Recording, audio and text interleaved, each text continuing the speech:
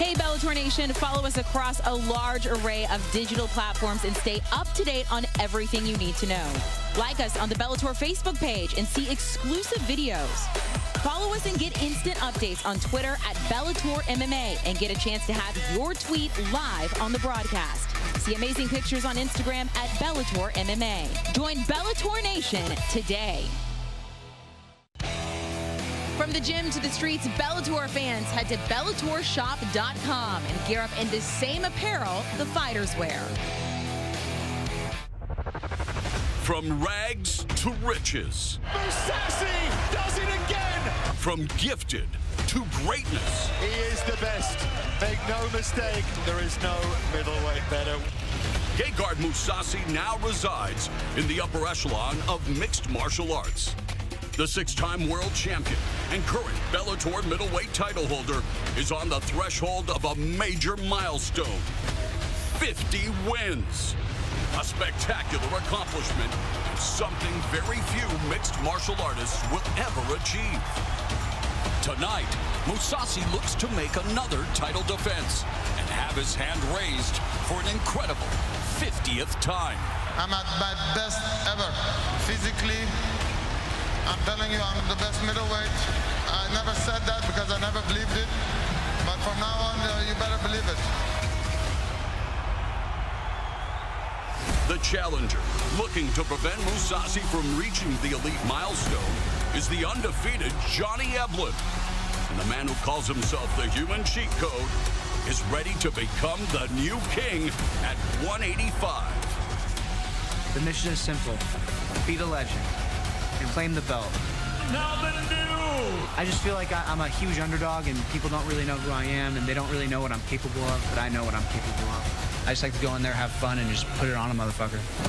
It's Gegard Mousasi looking to defend his title and reach the golden victory plateau against #1 ranked Johnny Eblen in tonight's Bellator MMA main event.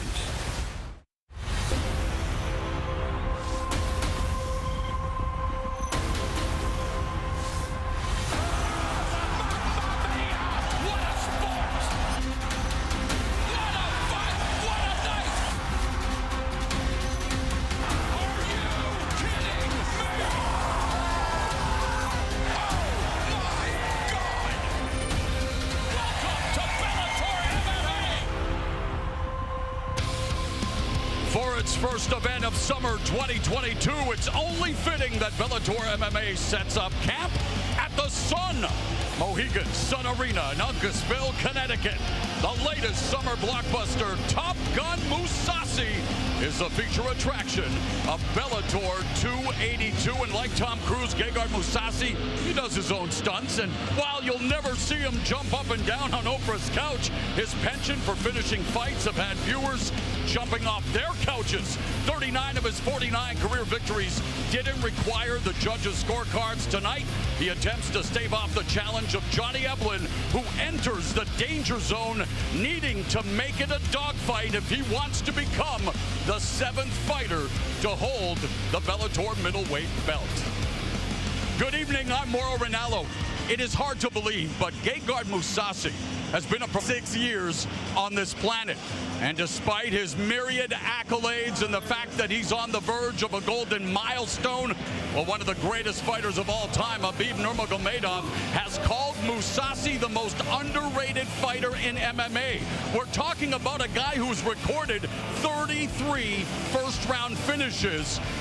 The latest back in February against Eblen's American top teammate Austin Vanderford, who, like Eblen, was 11-0. And to give you an idea of just how big an edge and experience Mousasi possesses, he's conquered 11 fighters with championship pedigrees.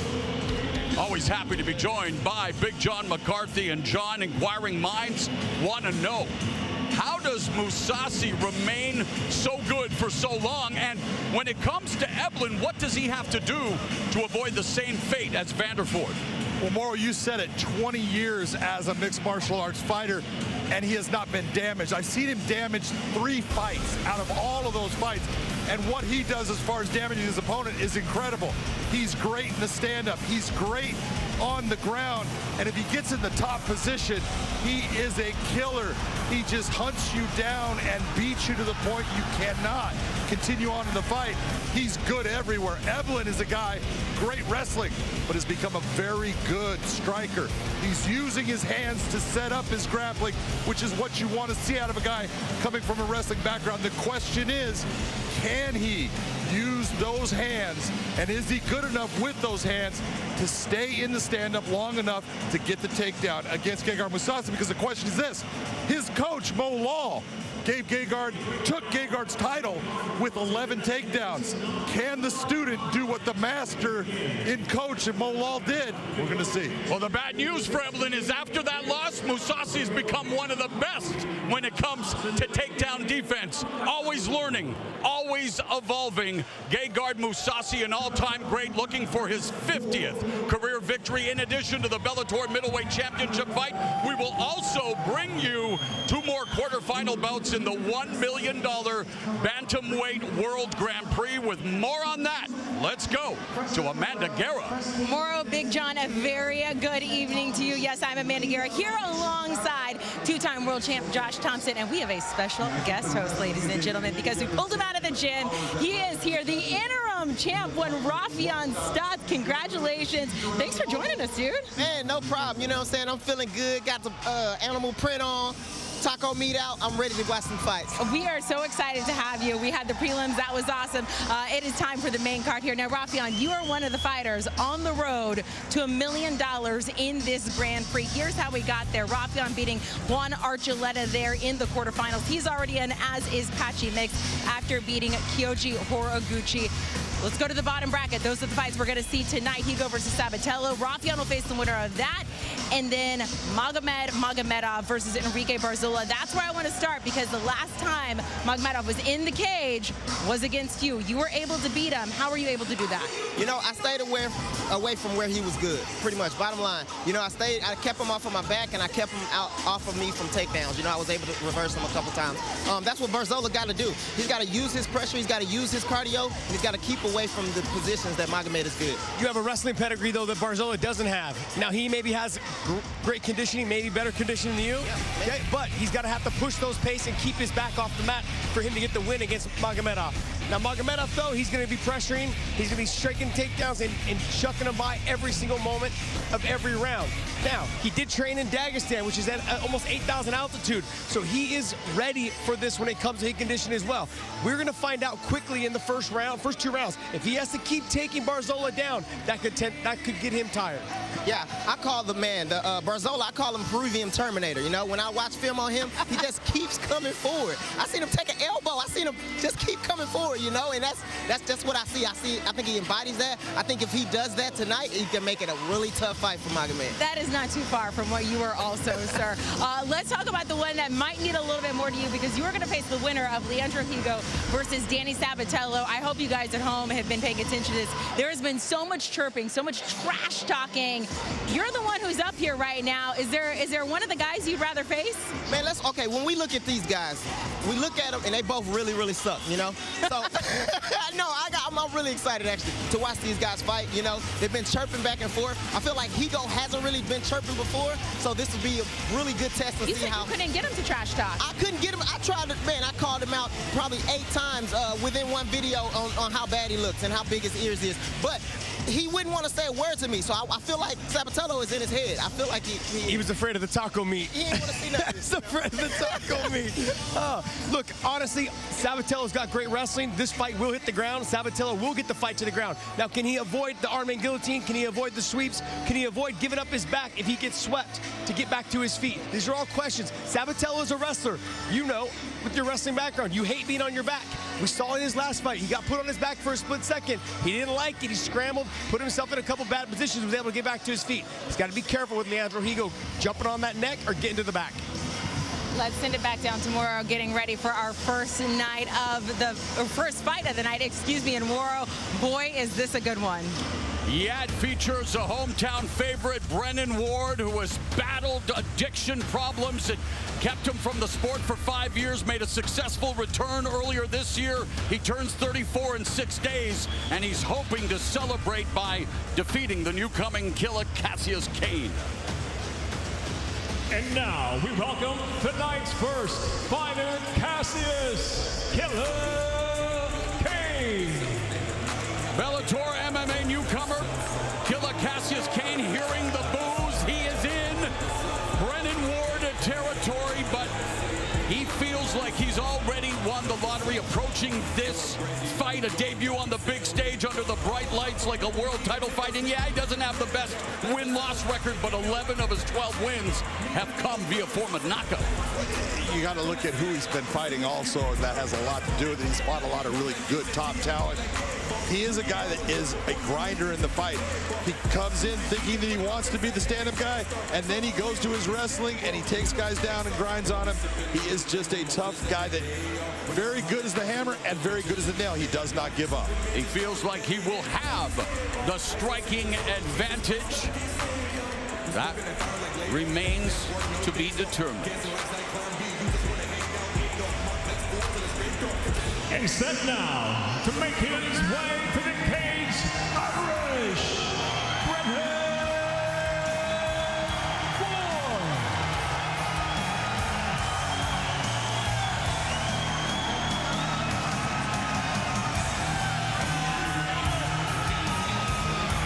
Reception speaks for itself.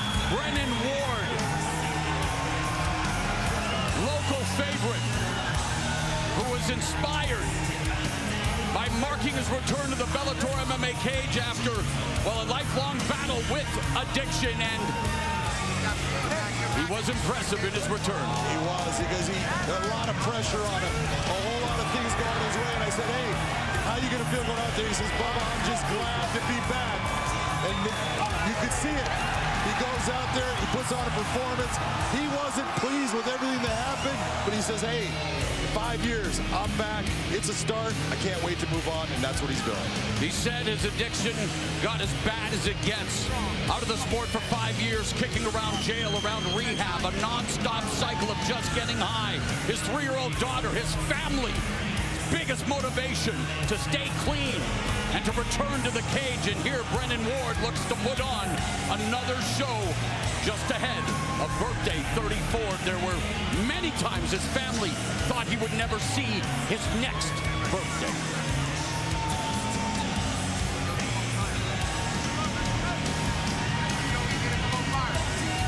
Take a look, 71-inch reach for Brennan Ward, 75 for Cassius Cain. He needs to use that length. Brennan Ward likes to come on the inside, wants to get into wrestling situations. 75 inches, he's got a chance to touch him up and keep him at bay. Here is the international voice of Bellator MMA, Michael C. Williams. Ladies and gentlemen, good evening and welcome to Bellator MMA live on Showtime. Tonight from Mohegan Sun Arena, Bellator 282 begins now with 3 5-minute rounds in the welterweight division. Introducing first, the blue corner.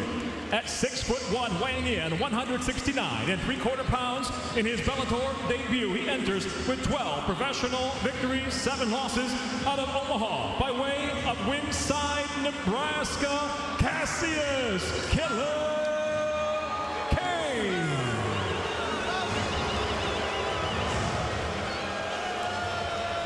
And across the cage, his adversary fights out of the red corner. At 5'10", weighing in 171 pounds even, the former world title challenger holds 15 professional victories, along with 6 defeats, fighting out of New London, Connecticut, introducing Irish Brennan Ward.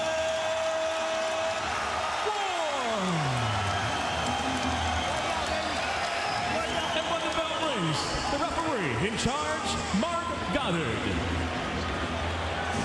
Mohegan Sun Arena becoming the arena that Brennan Ward built. What a ton of support he has received in his MMA journey. Killer Cassius Cain hoping to make a big impact in his Bellator MMA debut.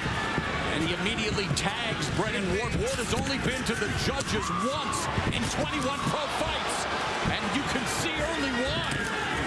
He just tagged Kane right there, the left hook. Kane looking to get that takedown, and don't know if he's going to get an easy takedown with Brennan Ward. Brennan's very good on the neck, very tight. Looking for his 5th submission win.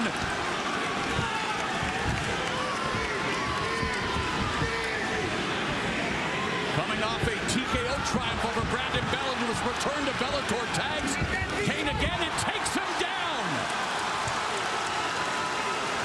Ward, who started wrestling in junior high, was a D3 wrestling All-American at Johnson and Wales University in Providence, Rhode Island. He's an outstanding wrestler, and he's gotten better as time's gone on. But he likes to use his stand-up. He likes the power, and he does have power in his hands. Kane's got a lot of knockouts, but it's more of a volume type thing, volume attack. He needs to just settle down here, try to control the position of Brennan. Don't allow that power like he just did not. Nice knee shield inside. Ward, who says he never really wants to rely on his wrestling because he's an entertainer. He gets paid to entertain the crowd, and the crowd is eating up everything he's doing thus far. Now, Kane looking for a submission from the bottom, working from close guard and controlling Ward's posture. Well, you look and you say, do you want to be on your back? Well, after some of the shots that Cassius Kane was accepting of, he's got to slow this down, and this is a good, smart thing for him to do. Put pressure on Brennan. Don't take damage here, and you're doing well. Kane, also with a wrestling background, started at 5.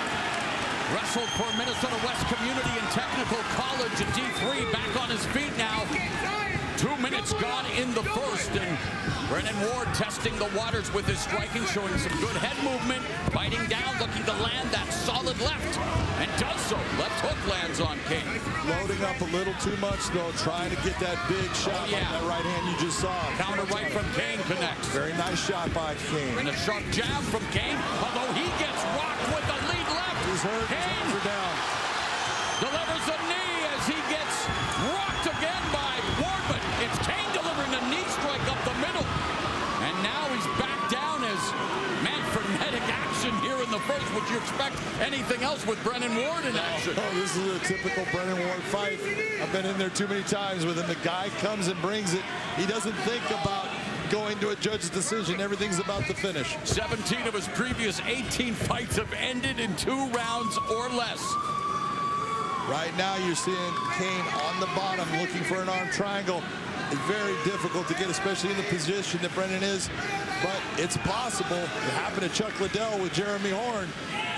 Brennan Ward's out. Walking Wikipedia of MMA. Big John McCarthy as Ward trying to put a whooping on Kane with these shots as... And those are the shots that Kane has got to stay away from. He cannot take pound. He's got to control the posture of Ward. That's why he's grabbing at the head. Ward admits, because of his lifestyle and maintaining full-time employment, he's got about 2 rounds in him. Well, he doesn't want to get out of round 1. He wants to finish the fight. He wants to finish it now. Put some heavy shots on Kane there. Right now, this is good for Kane just to hold on, keep him close, slow it down. Brennan's going to need these moments of air. And again, Kane attacking from the bottom, but it's Ward from side control, short elbow strike across the jaw of Kane. Less than a minute remaining in an entertaining opening frame. Right hand lands for Ward. More ground and pound as Kane tries to stave off the attack. Full mount now by Ward. And this is where Brennan needs to just settle down, look for the big shot, push the head down, come with big elbows, big punches.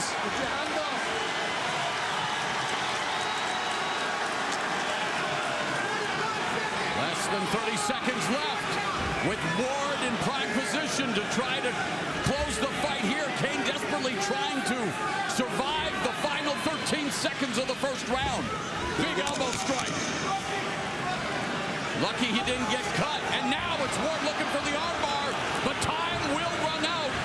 Great round for Ward. And there's Kane looking. What a fight.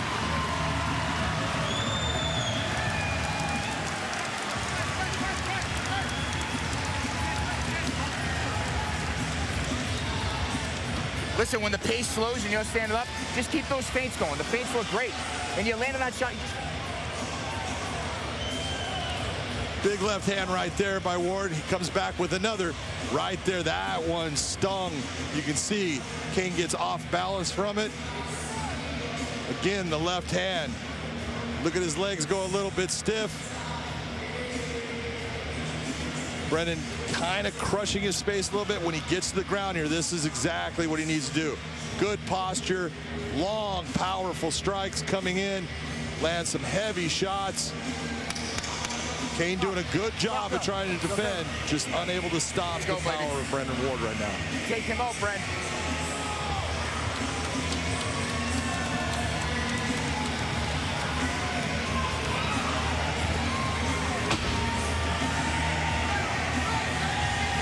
Ward has never gone to the judges just once, but Kane comes out wanting to finish the fight in the second round. He predicted a second round finish. He got caught with the left hook, and then he nailed the front kick to the face. Right hand for Kane.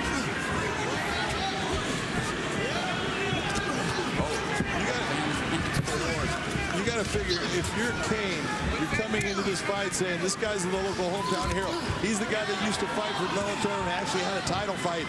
If I can get a win against him, I can set myself up. He's putting everything into this. You can't ask anything more from Cassius Kane. Or you could ask for more striking. He's giving it to you right now.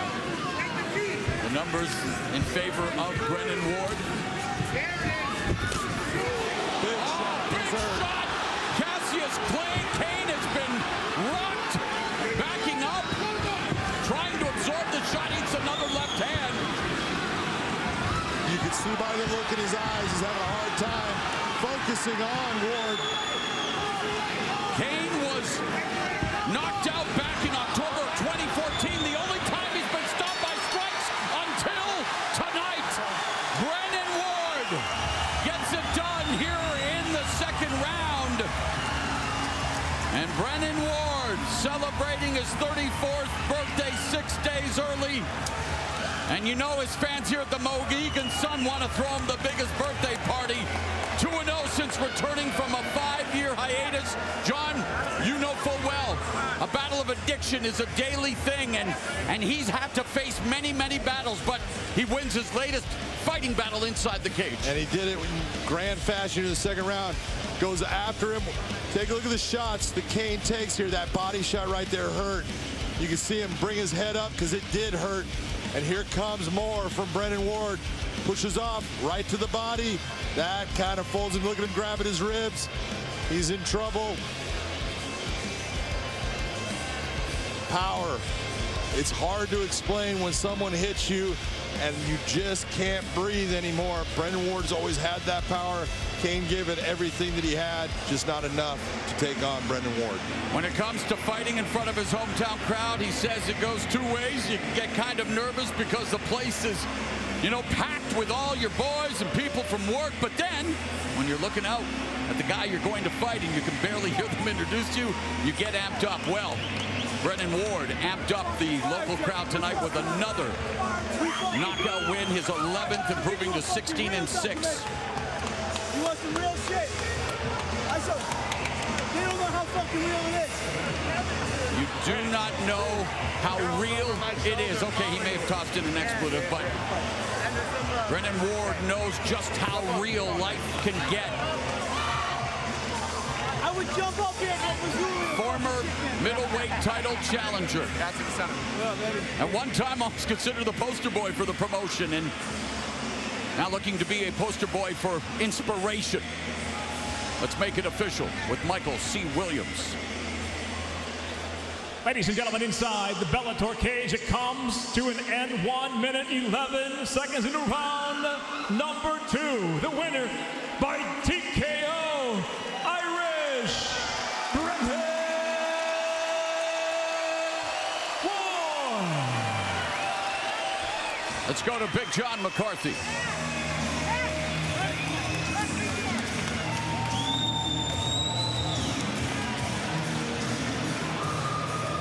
I'm here with your winner, Brennan Ward. Brennan, You came out here, you hit him with big shots, and he was able to survive those. You ended up going to the ground. There was a little bit of danger at times, and then you started putting big shots on him. How were you feeling coming into that second round? I was a little frustrated. Like I said, everyone knows I don't want to leave the first round. I was throwing some fucking bombs, standing righty, standing lefty. He ate some shot. He's a tough dude. I knew coming in here he was tough, dude. But you know, we do what we do. We get shit done. So there it is. There it is. Only one time have you gone to a decision in your career. You are always a guy that comes to finish. How are you feeling now in your second fight back? I'm feeling good, man. Like I said, hey, #1 all-time finish rate, 100% in this fucking cage. Anybody with over 10 wins in this cage, they don't have my finish rate. And people say, oh, he's on the main card, he's on the main card. There's world champs on the undercard. There's world champs on the undercard. I'm on the main card because I fucking finished my meal. That's what I do. That's what I do. You do finish your meal. That was a great win. Congratulations. Love seeing you back. Ladies and gentlemen, stand up and give it up for Brennan Ward.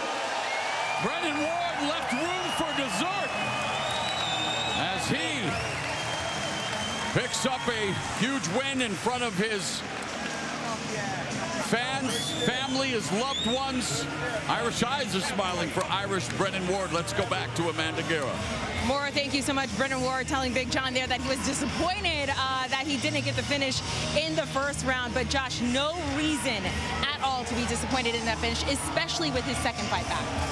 I thought a lot of the questions were answered tonight for me. What it was could he get into the second round and have a good pace? What would he learn from himself when he landed the clean, hard shots in the first? Would he try too hard and gas himself out? He paced himself towards the end of the first. He knew they were probably going in the second. I thought he had a great performance. Man, Ward throw bombs. Bombs all day long. Bombs, man. He's exciting to watch, you know. And, you know, he persevered. Cassius Kane, I know him. He's a tough guy, you know what I mean? What did he throw? Bombs. Straight bombs. I'm going to wake up in the middle of the night with just Rafion in my head yelling bombs out there. All right, one fight down. Half of the main card tonight, though, is who will make it to the semis of the Bellator Bantamweight World Grand Prix. 2 fighters, one right here, already in. Let's take a look at how we got here. 8 men vying for the $1 million Grand Prix. This thing promises to be bananas. What a way to get this tournament started. Nice job by Mix. This is where Mix the human is so good. Mix wasting little time in fishing for a submission. Gucci is in trouble here. Gucci's in big trouble.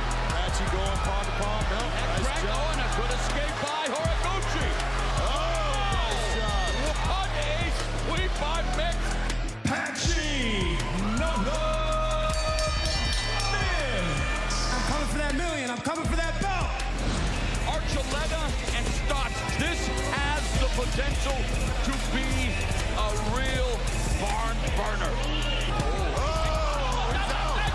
Archuleta's down. Stotts. It's over. Rafion Super Stotts is the new interim bantamweight champion. I'm a bully in here. I'm nasty with it. If you want some, come get some.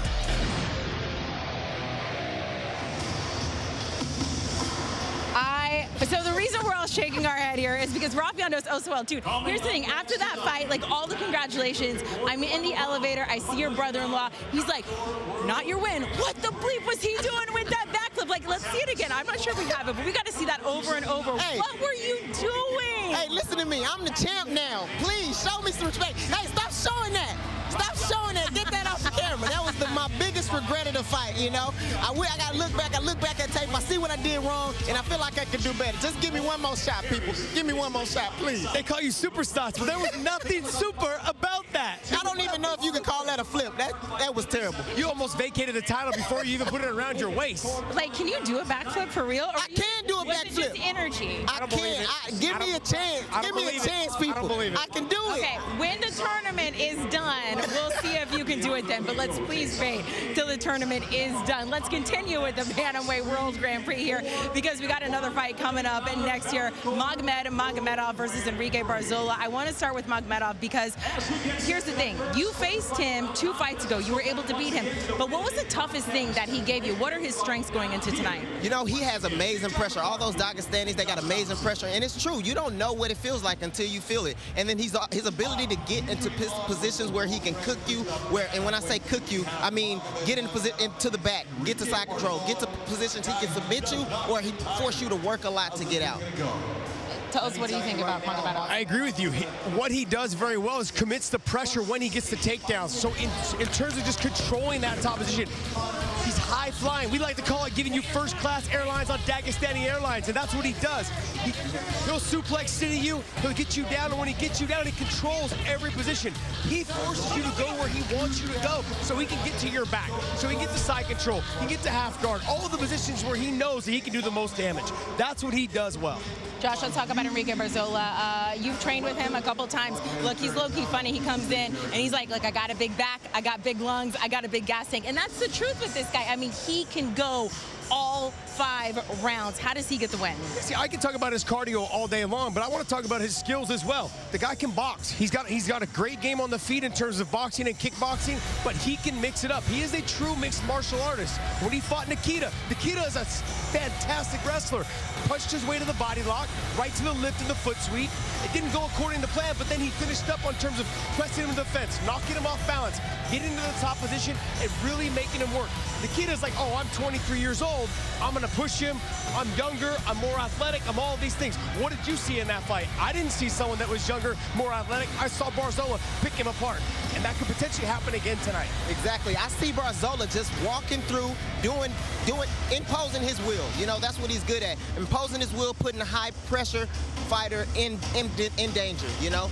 And that's what I see. I call him the Peruvian Terminator, you know what I mean? Because he just walks through things. He's not perfect everywhere, but he's really good everywhere, and he walks through. This could be a tale of 2 fights. Barzola could end up not winning the first 2 rounds and then start to run away with it in the 3rd, 4th, and 5th round because of his cardio and his conditioning. I also want a nickname by the end of this from Rafian because I think I've heard like 3 tonight. I want one by the end of it. We're going to find out who moves on to the semis of the Grand Prix and one step closer to $1 million.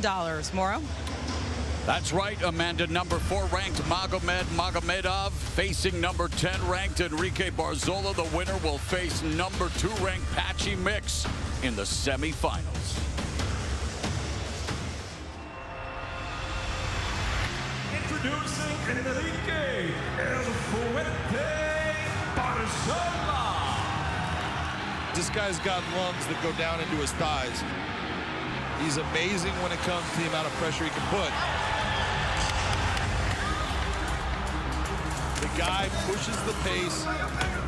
He has gas for days. He has just turned into a wrestling machine. Mihailov's in the clutches of Enrique Barzola with his bread and butter in the submission department, the rear naked choke. Enrique Barzola has booked passage in the opening round of the Bantamweight World Grand Prix to face Magametto. This is one of the best bantamweights you will ever see. Magametto. He will light you up on the feet, or he will beat you down on the ground. He is one of the pilots of Dagestan Wrestling Airlines, where all flights experience turbulence. Barzola is just non-stop motion. This guy is special. Putting it all on the line here tonight. You ready? Let's go.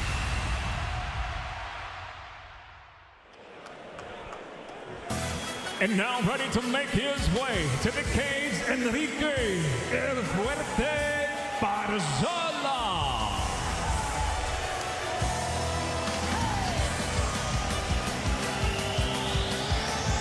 33-year-old Enrique Barzola, 2-0-1 since he dropped down from featherweight in March of 2019.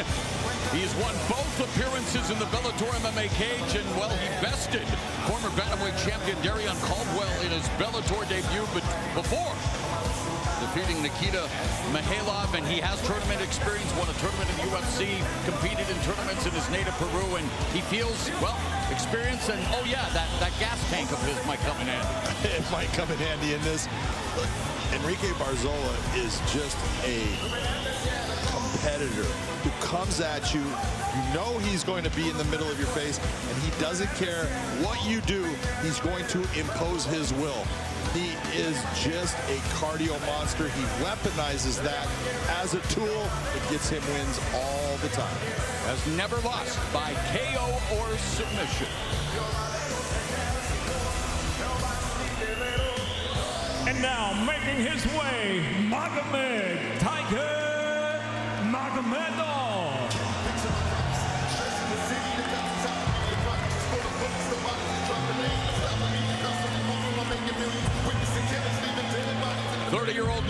Magametto has won 5 of his last 6 fights. That setback coming against a man who is, well, regaling us with his expert insight on the fight desk tonight, the interim Bellator bantamweight champion, Rafion Stotts. But Magametto is someone who I know you are extremely high on, and someone that is always capable of doing serious damage.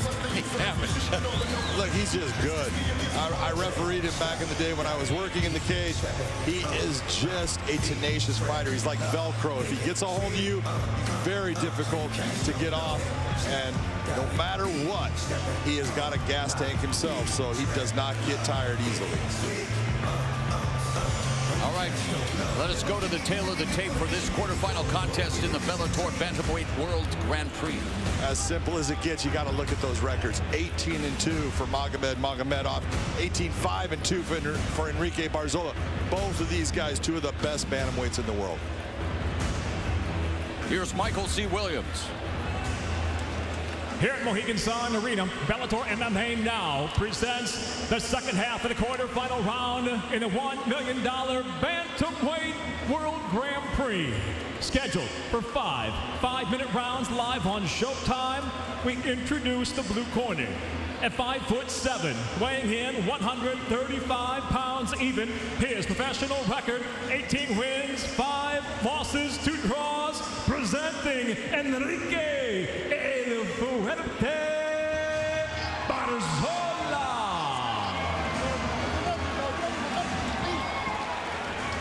And across the cage, his adversary fighting out of the red corner. At 5'7", weighing in 135 pounds as a professional. 18 victories, just 2 defeats. Ladies and gentlemen, introducing Magamet, Tiger Magametto.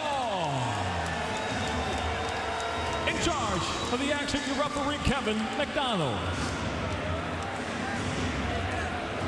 All right, gentlemen, this is 5 rounds under the unified rules. We went over those in the back. I want a good, clean fight. If you don't have any questions, best of luck. Touch gloves. Patchy Mix sitting cage side. He will face the winner in the semifinals after he defeated former Bellator bantamweight champion Kyoji Horiguchi. Ready to fight? You ready to fight? Magamet, Let's go. Magametto, Enrique Barzola. For Barzola, 11 of his last 12 fights have gone to the judges. Magametto, well, he has recorded 7 wins in the first round.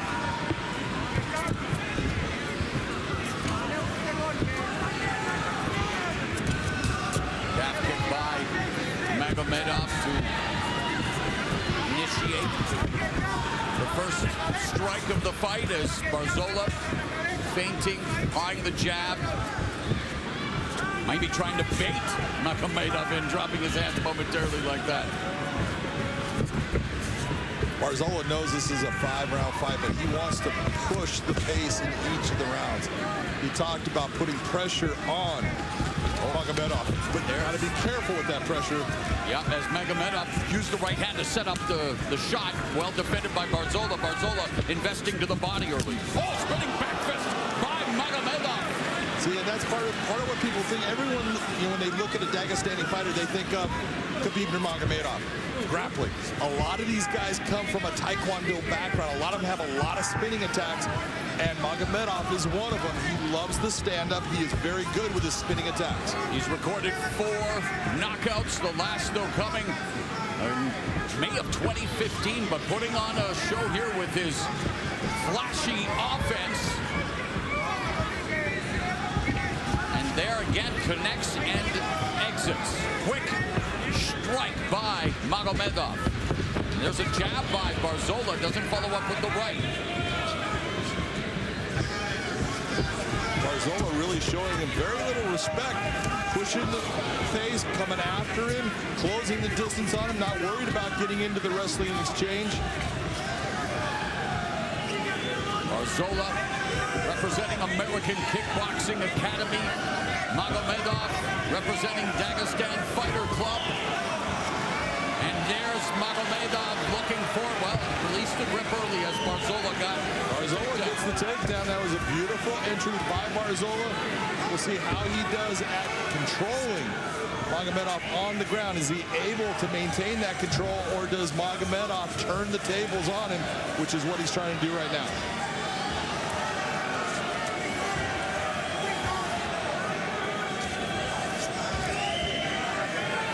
Just past the midway point of the first round, scheduled for 5. All Grand Prix fights scheduled for 5 rounds. We will endeavor to hear from interim bantamweight champion Rafion Stotts. He is, of course, joined us at the fight desk, and Magametto with a quick takeoff and takedown, but just as quick, Barzola bounces back to his feet. He bounces back to his feet, but he did not break the hands, and that's his problem with Magametto having his hands clasped together. He's able to return him to the mat. You see Barzola trying to separate those hands. Keep pressure, bro. Keep pressure, keep pressure. You can hear Barzola talking to him. Keep pushing, keep pressure.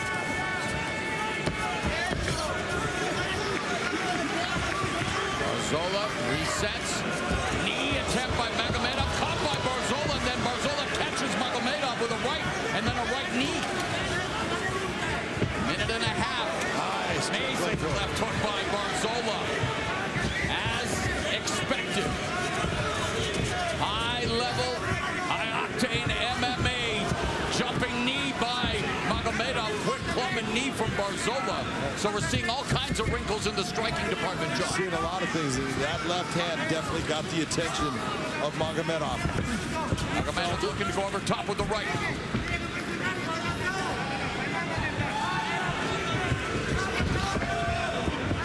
Under a minute left in the opening round. There's a left that buckled the knees of Barzola.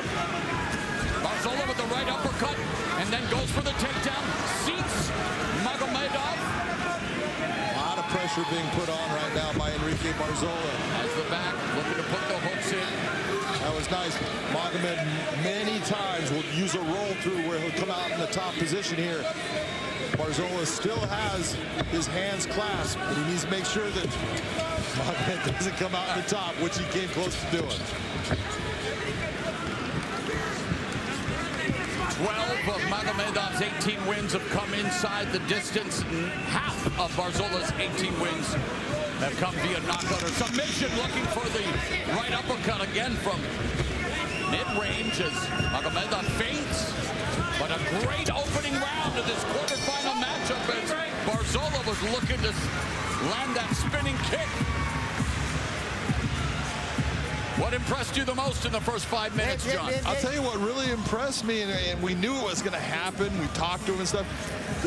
The fact that Barzola was able to put that pressure on Magametto and just take the wrestling, use the distance, control it, get taken down, but come right back up from it and use his own.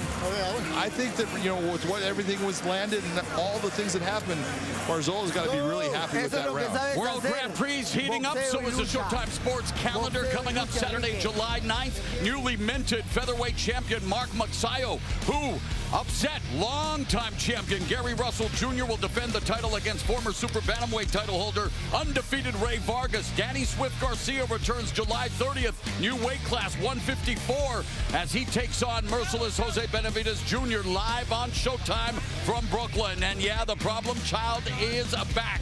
Showtime's next pay-per-view on the horizon. 5-0 Jake Paul against the 8-0 Tommy TNT Fury. They will finally get their Judgment Day in the squared circle. Plus, the real deal unified featherweight champ Amanda Serrano, fresh off the greatest female boxing fight in history against Katie Taylor, will defend her title August 6th, Showtime pay-per-view, as we resume with round 2 of this quarterfinal matchup in the Bellator Bantamweight World Grand Prix. That was a really nice left-hand counter by Magamet. Magamet off of that jump fly knee by Barzola.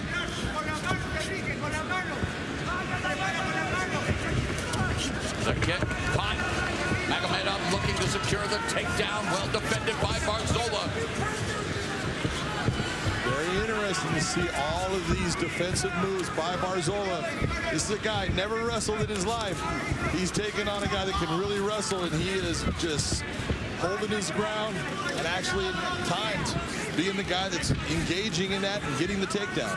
That's incredible how many takedowns he's been able to achieve. A minute left. Or minute elapsed here in a second, excuse me. It may feel like it with the bantamweight sometimes, they're so fast. We want as much of this stuff as we can get. High quality stuff with so much on the line. Nice counter right hand over the top by Magamet. Pawing away with the jab. Needs to get away from the fence. You're seeing Barzola at times dropping his hands down, and when he does, Magamet's being able to touch him. He needs to be sure of keeping that defense up high. Barzola has Magametov's back. There's a right hand from the back, and Magametov very calm, not panicking. Oh, wow, takedown by Barzola. That's the third takedown by Barzola on Magametov. This early in the fight, it surprises me. I was going to say, I wondered about that. He's now 4 for 4, John. Yeah, he's looking fantastic. I thought that come the third round, he would start looking for those takedowns. No, from the very beginning, he has gone after him, and he has been very effective. Now it's what you do with the takedown once it's achieved, correct, sir? Exactly. Right now, he's doing nothing but holding. Now, he's got position, a good position. We'll see if he can maintain that back. This is merely control right now. You get nothing for a great position. It's what you do with the position. And now, Magametov looking to improve his position, attacking Barzola's neck, wanting to defend the takedown attempt. And yet Barzola persistent, and although now, tight squeeze, no, let him go. Scrambles by Magametov off the fence. But all of this is making Magamet work. Look at you. They're looking for that anaconda. Hey, it goes back to my days in pride with Milton Vieira from Brazilian top team. Guy that freaking Antonio Rodrigo Nogueira, baby. Let go of it. But he is really pushing the pace, making Magamet work. Oh, spinning back kick right to the liver by Magamet. Looks for the takedown, defended though by Barzola. Here he scores a beautiful kick and then goes for the takedown, and now is in a... Back to the anaconda, but Magamet comes up on top. Barzola's 4 submission wins have all been via rear naked choke. Threatening with the anaconda here in this fight. Under a minute and a half left as they're Magametov switching stances. Double jab by Barzola, but it's Magametov lands the right, but then Barzola nails him with the left. It's not, look at, even though it's tapping, that nice little jab that Barzola is doing is good. Back fist by Magametov makes contact. Magametov looking for the counters off of that jab. Under a minute left in the second. There's a lead left hook lands for Magametov to the face. Oh, Barzola looking for the uppercut, countered by Magametov. Beautiful double left hook to the liver upstairs in the right hand by Barzola. Come on, John. Good stuff here, as expected. Look, those are the kind when they land, it's like you're looking through a kaleidoscope. All these funny colors are there. And why Bellator's bantamweight division, one of the best divisions in the sport. And there, leaping right hook by Magametov connects with half a minute left in the second round.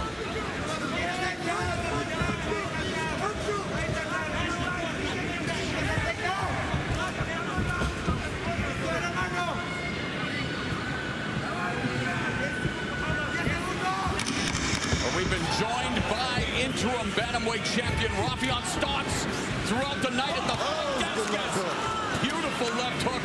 And there's a spinning back kick that lands. Beautiful work from Magametto. Let's find out if Rafion Stotts is as impressed as we are. After all, he's defeated Magametto. Rafion, what do you think? Man, let me tell you something. This fight got me on the edge of my seat, okay? When I'm looking at Barzola and Magamet, I'm seeing Barzola kind of just walk down Magamet, and Magamet is doing exactly what he should do. He's hitting him, cracking him with right hands, gaining respect. Barzola is starting to bring his hands up, but I'm very impressed with the wrestling of Barzola. I'm intrigued to see, you know, how the pace and the cardio of Barzola kind of holds up, because he even looks a little tired. So I'm enjoying this fight. I'm salivating at fighting these guys. and Lotto, happy to have Mr. Stotts, big energy on the broadcast. Boy, oh boy, and you talk about big energy, big displays. What a round, John. Yeah, I would love to see a replay at the end of that round, because Barzola definitely took a shot that bothered him. It hurt his right eye. I don't know how bad it is right now. You can see he's still pawing at it. Thank you. Behind the line, please. Keep going. Keep going. Hey, behind the line. And we've talked about the fact that Barzola has never been stopped.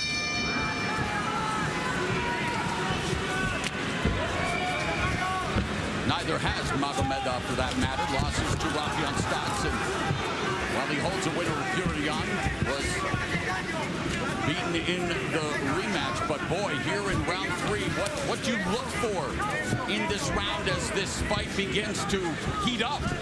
I look for Magametto to do exactly what he was finishing up with at the end of that round. He landed 2 beautiful left hooks. Oh, and it hurt Barzola. Barzola's looking for that choke again. And Barzola. Nice job of riding to the back by Barzola. Positional control by Barzola, but Magametto looking to break the grip. And turns around now facing Barzola. Barzola determined to get the takedown. He's 5 for 5 in the takedown department. Magametto 0 for 2, and again, takedown, but that's not a takedown. Is that a takedown? That's a little positional change. I like that. You hit your knees and then you come right back up. Little positional change, but not a takedown yet, but it's coming. He's got his hands clasped. It's just a matter of getting that body position right. You'll have to take it up with the statistical department. They gave it? They gave it. Yeah, made the takedown attempt. And now Barzola with a couple of right hands to Magametto.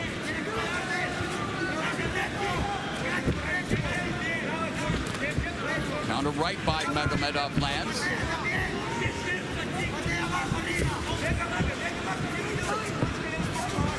Barzola has a slight advantage in terms of total strikes landed, the majority of which have been punches. But man, we have seen high-level striking and, of course, some ostentatious displays of striking just like that. That left hand. Simple jab. Buckling Barzola's knee, and another jab, popping Barzola's head back like the proverbial best dispenser.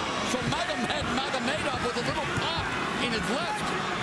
He's finding the range. The distance is something that he's starting to feel more comfortable with. Look at who's going forward. Look who's starting to retreat a little bit. And yeah, Barzola's body language is trying to reset, trying to find a way to, well, attack the lower extremities with the calf kick. Strike stats again, John, close. Very, very close. Although Magametto with 50% of his strikes landing. Meaning he's being a little more accurate. And there he was, accurate the right in the jumping knee. Barzola with the clinch, but it's Magametto who shoulder strike on the exit. And the talking begins. I have a feeling something will be lost in translation. As a steady diet of right uppercuts to the jaw, the beard of Magametto. Beautiful dirty boxing by Barzola, right inside there. Grabs the back of the head.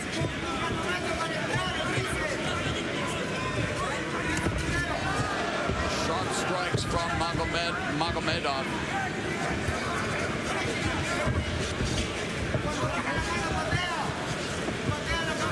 Barzola looks for the takedown, defended by Magametto. As As we come upon the final 90 seconds of the third round, one of two quarterfinal bouts in the $1 million Bellator Bantamweight World Grand Prix taking place here tonight at Bellator 282. The winner will face number 2 ranked Patchy Mix, who is Cape-side in the semifinals. Barzola finding a home for the right uppercut, John. Boy, he's finding a home for that dirty boxing, grabbing the back, single collar tie, bringing that right hand as a jackhammer. Oh, kick partially blocked by Barzola, but that was blocked, cleanly blocked. Right hand by Magamet. Magamet just misses with the left. Right hand, right uppercut left from Barzola. This right off the end of it. It's all about finding that correct range. And Magamet says, hey, the right uppercut's been landing for Barzola. I'll try one. His didn't land. And Barzola changing levels momentarily. Again, they clinch before they break. Boy, both of these guys are incredible pace. This pace is amazing. Half a minute remaining. Jumping knee by Magamet. Magamet plumbed for the double collar tie in wrestling, and again changing levels Barzola, but the defense of Magamet on display. Barzola now 5 of 9 in the takedown department, and just terrific stuff through 3 rounds. Stop, clean break. Watch the heads, guys.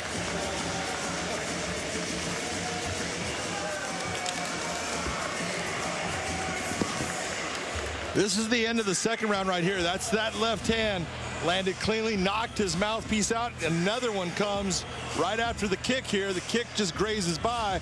Watch that left hand again, right in the same spot. Look at him grabbing his eye. That caused him a problem. Then this is the third round. That was that stiff jab that put him back. You can see it definitely shook him. And then Barzola comes back in the round. This dirty boxing. Look at that single collar tie with the left hand. Brings that uppercut multiple times and did it multiple times throughout the round.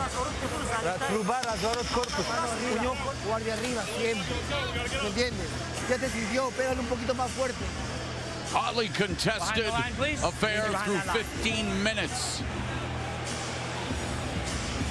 And now we enter those rounds that test your championship mettle. Yes, they do. I'll tell you what, for all the shots thrown and all the shots landed, both guys actually look really good. Not a real mark on either one of them as far as that you look and go, that's a lot of damage. Front kick by Barzola, fine with the jab, lands the jab. That's it. And then changes levels again, but Magamet able to stuff the takedown, and Barzola putting, well, using up some of that huge gas tank that he's known for and looking for the takedown. And on our unofficial scorecard, Big John has Barzola up 29-28 after giving him the last round, as close as it gets. Very close. Both guys having their moments.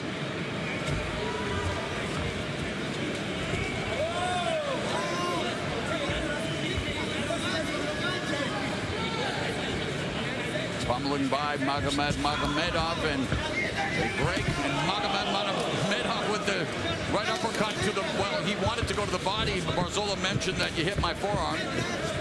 So, that's close. That close indeed, Enrique Varzola. And there's a right hand that lands for Barzola upstairs, the jab, and he continues to hunt for the takedown. And instead it's Magomedov jumping into the guillotine choke. That's tight. That is tight.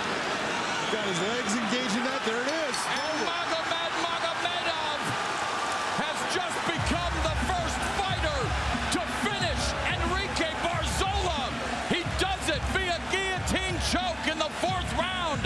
It will be Magomedov meeting Patchy Mix in the semifinals of the Bantamweight World Grand Prix. Magomedov overcome. What a performance tonight. What a finish.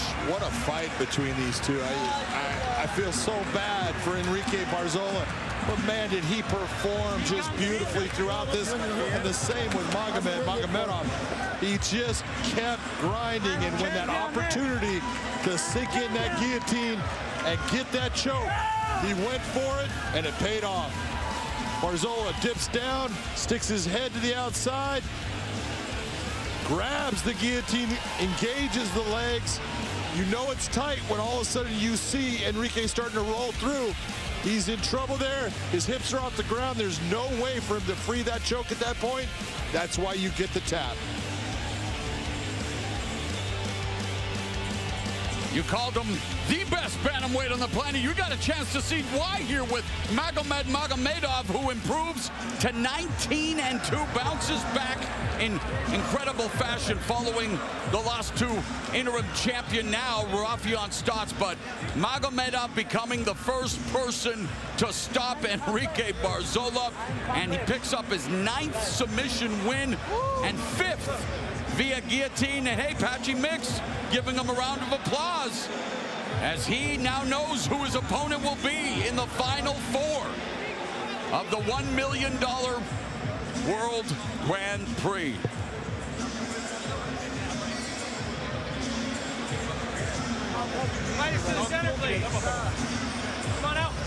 So the number 4 ranked Magametto eliminates the number 10 ranked Enrique Barzola from the tournament. Let's make it official with Michael C. Williams.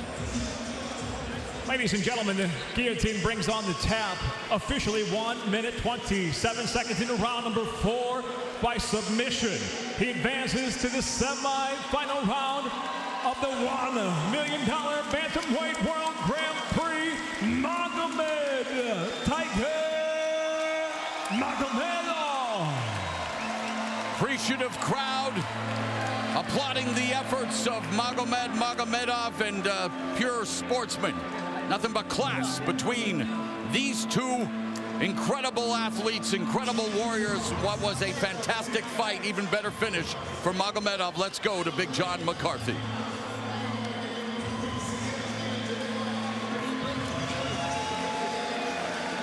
That is what we call a tight mouthpiece. Magamet, you were in here in a battle. You guys were going big time, back and forth. Were you surprised that Barzola engaged you so much with the wrestling, trying to take you down? Вы друг друга, инициатива переходила друг к другу. Для тебя был сюрприз, то, что Барзола начнет бороться? Нет, я ждал от него борьбы. Я во втором раунде, когда сел, мои секунданты слышали, что я сказал. Я его сейчас поймаю. Просто был вопрос времени, когда это получится. Yes, I knew he gonna wrestle with me. After second round, I tell my corners, I'm gonna catch him now. And you see what happened. You did catch him with that guillotine. You know now going into the semifinals that you're gonna face another grappler, a guy that came out with a win against Kyoji Horiguchi. You're gonna face Patchy Mix in your next fight. Do you think that helps you knowing that? And what do you think of your opponent? Следующий у тебя соперник тоже грэплер, который выиграл Хоригучи. Что ты думаешь? Я знаю, Патрик Микс очень хороший парень. Не хотелось как-то с ним встречаться так быстро, потому что я с ним познакомился, и такие теплые отношения у нас. Но это и есть спорт. Рано или поздно мы должны были сойтись, потому что мы являемся оба лучшими в этом лиге. Yeah, Patrick is good guy. I don't want to fight him too early. We just met with him, trained together, but this is sport, and anyway, we have to fight. Patchy Mix is here in the cage. Patchy, you just got to see him perform against Barzola. What do you think of what you saw? Very impressive, man. I'm looking forward to the test, man, the opportunity. You know, he's got a big name, so, you know, it'll be a great fight. I'm really looking forward to this opportunity. Ladies and gentlemen, in the semifinal, you're going to see Magamet, Tiger Magametto against Patchy No Love Mix. And they shake hands before they will throw hands in the semifinals of the $1 Million World Grand Prix. Number 4 ranked Magametto set to face number 2 ranked Patchy Mix as the Bellator World Grand Prix continue to deliver. With more, let's go back to Amanda Guerra. Maura, thank you so much. I got to tell you, I have a new favorite sport, which is watching Rafion watch the Bantamweight World Grand Prix. So Magametta will now be facing Patchy Mix. There's your update, and they're heading on to the finals. Of course, we will fill in that final spot here in a second.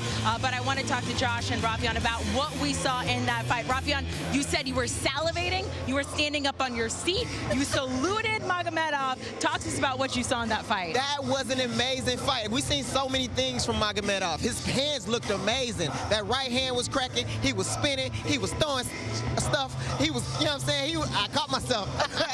he was on fire tonight, you know? And a lot of people, I feel like, didn't give Magamet the credit, maybe because I, took him out. But, he is an amazing talent. The Tiger is back. Magomedov. I feel like I'm going to see him in the finals. You're determined not to get to the finals, huh? Standing on the seat, jumping up and down. I mean, backflips that never land. Yeah. You're doing a great job. You're trying to vacate that title fast. All right, look, the bottom line is Barzola came in with a good game plan. Kind of was throwing him off. He was just getting hit with the big shots. Magomedov stayed patient, stayed composed, waited for opportunity, jumped on the neck. Fight's over. This is going to be a great matchup. Patchy Mix. Oh my God, Patchy Mix and Magomedov. It's going to be fantastic. Man, this is like a grappler's freaking dessert. You got Patchy Mix, who's a backpack. You got Magomedov, who's amazing submission, a Dagestani wrestler. Only beat by the champs. He's amazing. It's just man. But I did key on what you said. You said I think I'm going to see him in the finals. So he looked that good tonight. And I say that, but I also thought Horiguchi was going to be Patchy Mix. True. Patchy Mix is true, man. He's a dog. He comes out to fight, and he proves a lot of people wrong. Mix made the adjustments that he needed to make, though, in that fight against Horiguchi. He stayed patient. He's made mistakes before in title shots or in 5-round fights. He understood what he had to do, and he showed in that fight against Horiguchi how dang good he is. This division is absolutely stacked. Obviously, Rafion, you are a part of it. You guys hang on just a second. We have one more slot to fill in the semis. That fight is on deck, but first, it is a stacked summer schedule for Bellator. Here's what you can expect. As the weather heats up, the Bellator MMA schedule sizzles. Friday, July 22nd, live from the Emerald Queen Casino in Tacoma, Washington, it's a lightweight world championship showdown as Patricky Pitbull makes his first title defense when he faces #1 contender Sidney Outlaw. Plus, former welterweight world champ Douglas Lima takes on Jason Jackson. Then on August 12th, from Sioux Falls, South Dakota, it's a clash of two submission masters as Neiman Gracie battles Goichi Yamauchi. On September 23rd, the Bellator MMA cage returns to the Rockas 3 Arena in Dublin, Ireland, as hometown hero Peter Queally battles Benson Henderson, and Yoel Romero slugs it out with Melvin Manhoef. It's going to be a hot time on Showtime this summer. Incredible summer, incredible night. Amanda Daguerre, Josh Thompson, and our guest host, the interim Bantamweight world champ, Rafion Stotts here. There may be not anybody in the building who is as excited for this next fight as you, because you are going to be facing the winner of it. And I have a quick question before we get to the fighters here. When you're watching this fight, are you taking notes for your next fight, or are you just watching as a fan? I'm definitely taking notes. I mean, the winner of this fight wins an ass whooping for me. So this, this is huge. This is, monumental. So, no, I'm looking at, things that they do, how they perform under the pressure. This is a lot of, hype, a lot of, big, eyes on them right now. So I'm excited to watch those things. Do you have a preference? I prefer to mess with Savatello, because Savatello, I feel like, is going to talk back to me. Alter Ego, I don't really know how he going to, I don't really feel like he going to talk. I tried to come at him one time about his ears, and he wasn't having it. He didn't want to say nothing to me. So we'll see. We'll see. I want to fight Savatello, I feel like. But he's got a tall task ahead of him. Alter Ego is nothing to scoff at, He's, it's going to be a good fight. So let's talk about Ego first here, Josh, because you've trained with him before. How does he try to catch Danny Sabatello off guard?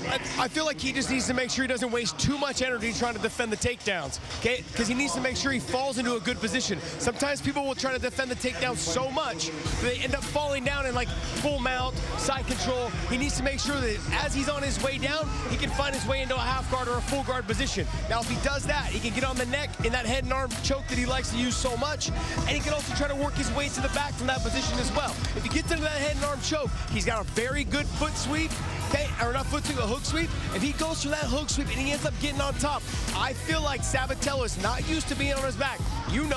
wrestlers, they hate being on their back. They panic a little bit, they get frustrated, and that could be the difference, I think, in this fight. If he's able to hook sweep him, get him to the top, get to the top position, and make Sabatello uncomfortable, it could change the outcome of this fight. Yes, sir. I look at it like, okay, Sabatello's a wrestler. I feel like Higo is a better grappler. I feel like he's better grappler all around. So, yeah, Sabatello might win in the wrestling transitions, but I feel like Higo will be the better guy in a grappling situation. Let's not forget, Higo cuts a lot of weight. He's been on it with a nutritionist now for this whole camp. He's got his weight all the way down. He had a great camp and he lost all that weight. But you're really looking for him to see if he fades in those championship rounds, because he does cut a lot of weight. He has to cut that much weight. Let's talk about Danny Sabatello, the ultimate trash talker. Look, you're good. You may have found your match in this kid right here. He has been all over social media getting ready for this fight. You think it got in Higo's head, but you mentioned the wrestling. Look, he was the captain of the Purdue wrestling team. Obviously, he was made for MMA. Is that his biggest strength in this fight? That's definitely his cardio, his tenacity, his wrestling. I think all those things equate to a really good fighter. You know, I got my opinions. I feel like he's one-dimensional, but it's a really good one-dimension. One-dimensional Danny is a really good one-dimensional Danny. You know what I mean? So I'm excited. You know, he makes for exciting fights when he goes out there. He really goes out there to impose his will on people, and he's going to be a monster. Look for Danny to stay on the outside. When Danny's on the outside, he's going to make Higo overcommit to things. It'll make it easier for him to get on the takedowns. He can shoot from 6-7 feet away, like I've been saying all night, and he does just touch the legs. Okay, Ben Askren was famous for locking his fingers around the legs and saying, I'm going to get that takedown no matter what. Danny Sabatello is very similar, and he will shoot from far away, and he's a dog down there underneath trying to get that takedown. He will find ways to get to the top position and start putting in that work. And as you can tell, he is a showman. Not only is he talk trash, okay, like Rafael Stotts over here, Mr. Super Stotts, but he loves to back it up. And like he said all week, look, it doesn't mean anything unless I win these fights. And here's the thing, you didn't get Higo to trash talk, but what he told us about Danny Sabatello, he goes, he annoys me so much, he goes, I'm going to save the public from Danny Sabatello moving forward. So he is now trash talking. It's going to be a great one. Look, we've been looking forward to this all night. Mauro, let's send it down to you.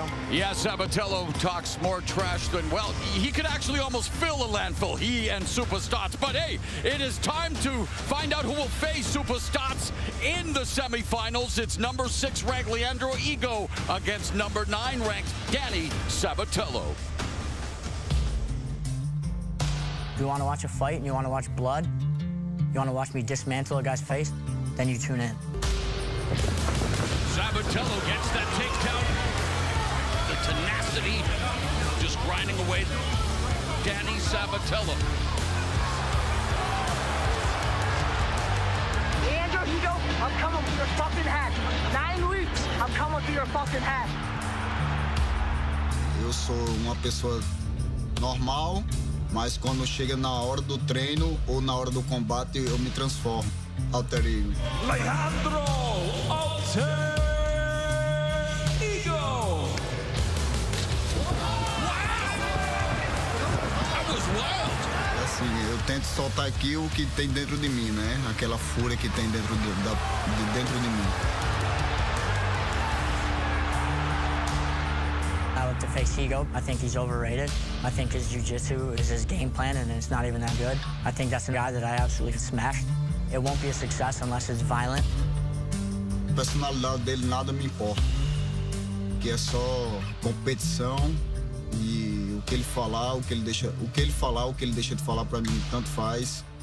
Eu queria mesmo era fazer meu trabalho e vencer ele. His jiu-jitsu is very, very good. Alter Ego by submission. You look at him, he fucking sucks. You look at me, and I'm really good. Let's go. All I can say is Mama effing Mia. The wrestling of Danny Sabatello has been his key to success. Yes. Eu tô um pouco me lixando pra esse $1 milhão. Eu quero ser campeão. Eu quero realizar meu sonho de vida. Meu sonho é ser campeão. When I do get this belt in Bellator and I win this Grand Prix tournament, I will be the best 135-pounder on the planet. The time for talk is over. The time to start rocking each other with strikes has begun.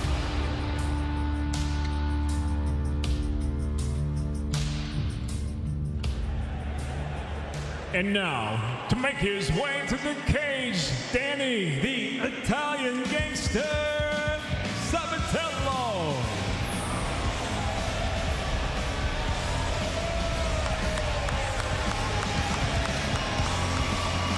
Danny Sabatello, just 29 years of age, but the media and many fans already falling in love with him.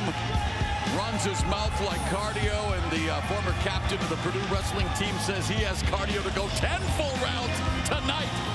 And you know his nickname, the Italian Gangster, kind of fitting because if you listen to him speak, he does sound like a guy who played an Italian gangster on the silver screen, Joe Pesci. And speaking of Goodfellas, rest in peace, Ray Liotta, but no peace when Danny Sabatello's around. No, look at this guy has come into Bellator and he has just been a force. His most impressive win, he beat Brett Johns on 5 days' notice. That is so impressive. This guy's wrestling is for real.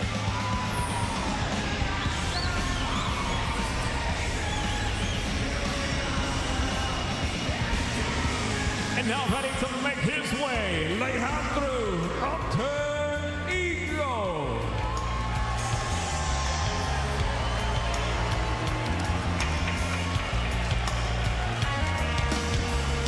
From a guy with a self-described huge ego to a guy, well, who is known as Leandro Alter Ego. And, well, Ego has been bruised in the past, has failed to make weight.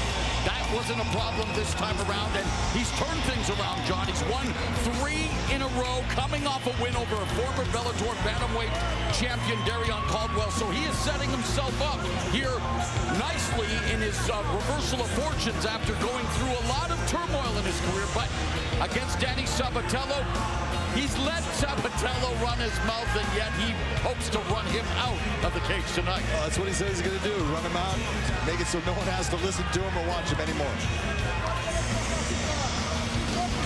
All right, quarter-final bout of the $1 million Bellator Bantamweight World Grand Prix. How do they match up in terms of the numbers?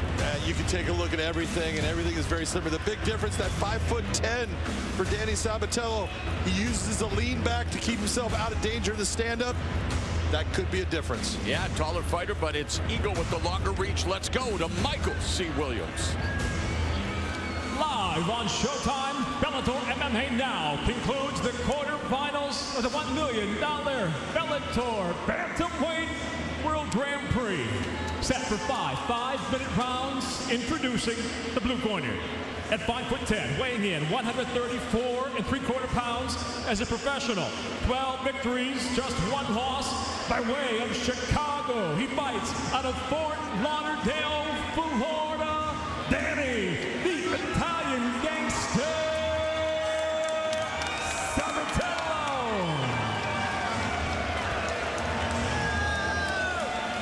And across the cage, his adversary fighting out of the red corner. At 5'8", weighing in the exact same 134 3/4 pounds. His professional record, 21 wins with 5 defeats. From Mosoro, Rio Grande do Norte, Brazil. Introduce Alejandro Ego. In charge of the action, referee Dan Mergliata. In the center. In the center. All right, gentlemen. We've been through the rules in the locker room. I want to obey my commands at all times. No, you're fucked right now, right? Listen. Come here. He couldn't help him get another F-bomb in. We're talking about Danny Sabatello. Obey my commands at all times. You can protect yourselves at all times. Any questions? Any questions? All right, do what I'm just going to say that he was wishing him good luck. Yes. Well, Leandro Ego, who has 8 wins in the first round, squaring off with Danny Sabatello on a 6-fight win streak with 6 wins in the opening round. Will Ego be able to silence Danny Sabatello, or will Sabatello continue to be the mouth that roars? And can you just imagine the level of trash talking we would be witness to if he were to make it to the semis and challenge interim champion Rafion Starks? Oh my God. First things first. There you go. Number 6, Ego. Number 9, Sabatello. Both guys, you know, in the start of their Bellator careers came in on quick notices, but Ego came in with a a fight against the champion. Eduardo Dantas came in like a kamikaze, almost took the title with a split decision. Well, he was supposed to vie for the title, but remember one of the times where he missed weight, and he's had a penchant for doing so. But how does he look to you physically in terms of fight week and getting to this stage for this all-important fight? You know, when we talked to him, I thought he really looked kind of sucked in and dry, but he really looks good right now. And he made weight easy for himself. That is a relief for him. I know he feels good about that. And right now, he's as good. He looks as good as I've ever seen him. And speaking of good, two great camps, Pitbull Brothers for Ego, American top team for Danny Sabatello. And yes, Sabatello is as brash as they come, been able to back it up. We talk about his wrestling credentials. Who do you, I mean, we know about Ego's power, but it begins in the stand-up. And what do you think about Danny Sabatello early on in his approach? Look, Danny Sabatello is doing the right thing. You can't just go out there and just be shooting for ridiculous takedowns. You got to set it up, and the way you set it up is with your hands or with your kicks, and make it to where your opponent believes that you're coming in for that punch or that kick, and all of a sudden you're changing levels, driving into him, and getting him down without burning a ton of energy. And there, Sabatello throws the right hand.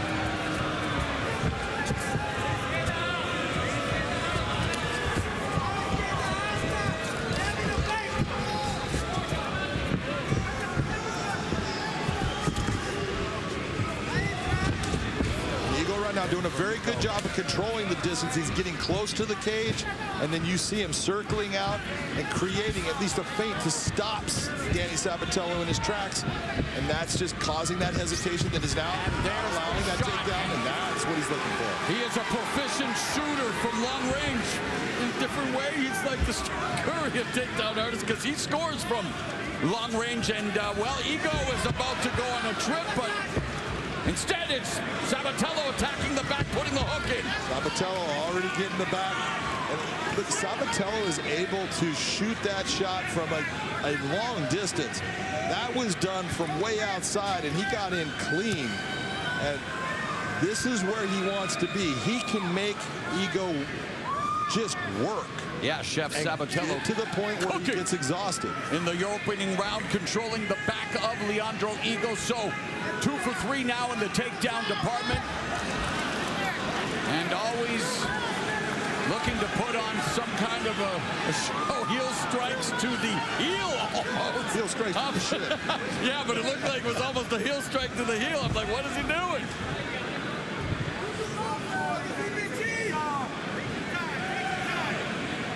What you're seeing is been watching Royce Gracie, vintage early UFC with the heel strikes. Ego is using, you know, the one thing about having the gloves is it's kind of like a stopper on the end of your hand. And if you can wrap your hand around the wrist area, it's difficult for your opponent to get their hand free. And right now, Sabatello is having a problem getting his hands free from Ego. Knee strike from Sabatello, looking to take advantage of his positioning. Puts one, well, had one hook in momentarily, but just riding the back of Leandro Ego. Back elbow from Ego. A minute remaining in the first round. All of this, when you're looking at it, the one thing that you got to remember is Ego is dangerous with his power. When he's on the ground like this, there's no power. He can't land anything that's going to hurt Danny Sabatello, so Danny Sabatello is safe. Yeah, Sabatello muting the offense of Ego. Ego credited with just 3 strikes landed on a total 8, and maybe that's the reason the fans are showing their disapproval. They want more action, and that's not the kind of action they want. Well, you're seeing that Ego is clamped down. Sabatello cannot get his right hand free. He's trying, can't get it through that space. Don't look up at the referee. The referee can only do one thing, that's stand you up. That's not what you want. And there he goes with the stand up.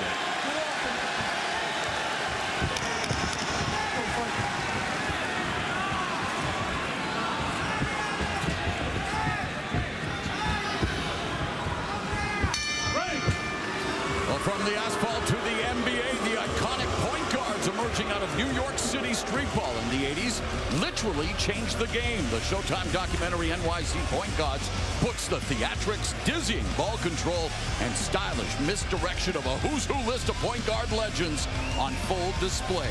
NYC Point Guards streaming July 29th, only on Showtime.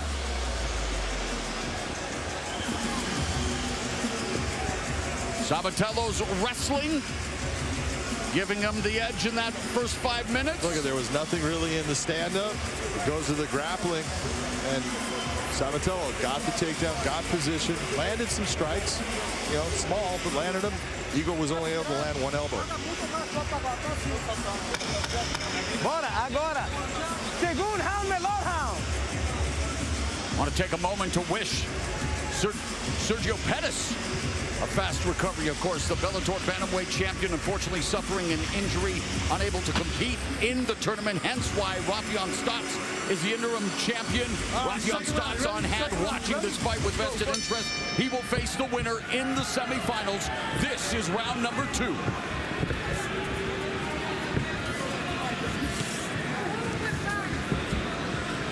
Savatello actually doing a very nice job of keeping his hands high. You saw it. Leandro Hugo able to throw those shots, but they're bouncing off of the form because the hands are held up high. Eagle should look towards going towards the body. Sabatello has scored with calf kicks. For the push kick, 30 seconds have gone here. The second, Leandro Eagle needs to get on track offensively.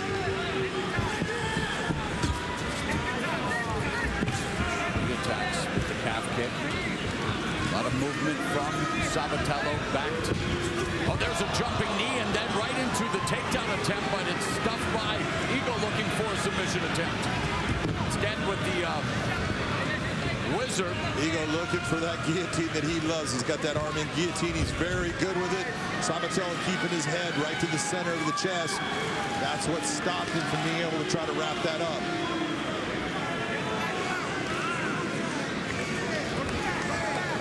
Sabatello wants to get Eagles back. There you go. Stop him off of the cage so he can't just stand up. Sabatello started wrestling at the tender age of 4, two-time state champion in Illinois. He has the back of Ego. We talked about his credentials. Purdue University, a 3-time Division I NCAA championships qualifier, comes from a family of wrestlers, and he's using his bread and butter to put it on Ego here tonight. You got to go with what brung you. It is wrestling that brung. Nice. Sabatello, nice job of landing around. Looking for the submission. Having that Kimura grip. Double wrist lock employed by Ego, releases it, but now he finds himself in dominant position with the body triangle on Sabatello. What a reversal for Ego. Great job by Leandro Ego. Had that Kimura grip, tried to make a U-joint out of the elbow of Danny Sabatello. And now attacking the body, trying to soften Sabatello up. Sabatello has been knocked out, his lone loss. 12-1, never been submitted, but being tested here in that department from Leandro Ego. 12 of Ego's 21 victories have come via submission. One little mistake, and now Danny Sabatello's in a position. He's defending. He's got that figure four with the foot down, but he's not turning right now inside of it. At this level, a tournament of this regard, it comes down to those one little mistakes that you capitalize on, because that's the difference. It can be the difference. There's so, people talk about the top fighters, and you say, look, it's not 1 percentage point. It's hundreds of percentage points that separate guys. Ego in this position, very, very calm, very relaxed. He knows he's got time to work. He's got a huge edge in experience, this being his 27th professional fight compared to just 14th for Sabatello. And while Ego is silencing Sabatello for the moment, the crowd in full voice when it comes to their disapproval, although Ego put it on Sabatello with these elbows. And again, mixed martial arts, John. It's the ground game. There's wrinkles, there's nuances. They can't all be barn burners is of the fistic variety, especially with guys at this level with their credentials and backgrounds. Oh, and it's your ability to break your opponent down, and all those elbows to the shoulder. You know, have someone elbow you, 25 times to the shoulder and see how your arm feels and see how it works after that. These are the things that just start to break the fighter down. Under a minute remaining in the second, and Leandro Ego has Danny Sabatello in trouble.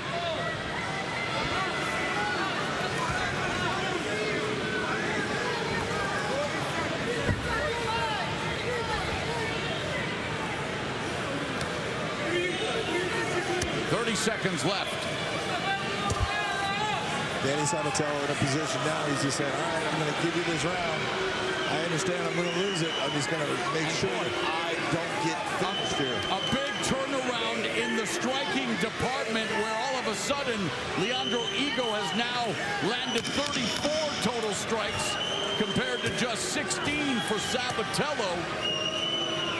As we go to round number 3.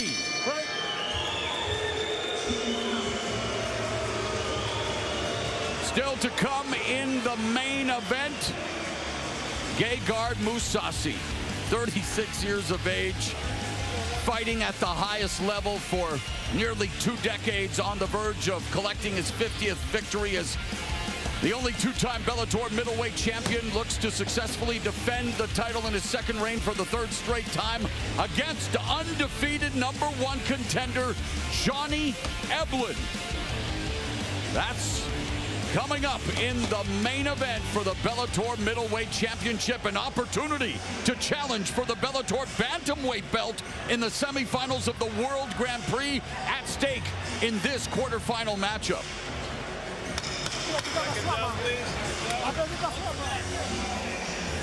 Leandro Ego has to feel really good about that round. He knows he won the round. He knows, okay, I'm feeling good. I can turn position on him. That was what Josh Thompson was talking about. He was talking about using a hook sweep, but just changing that position, that's what Leandro Ego can do.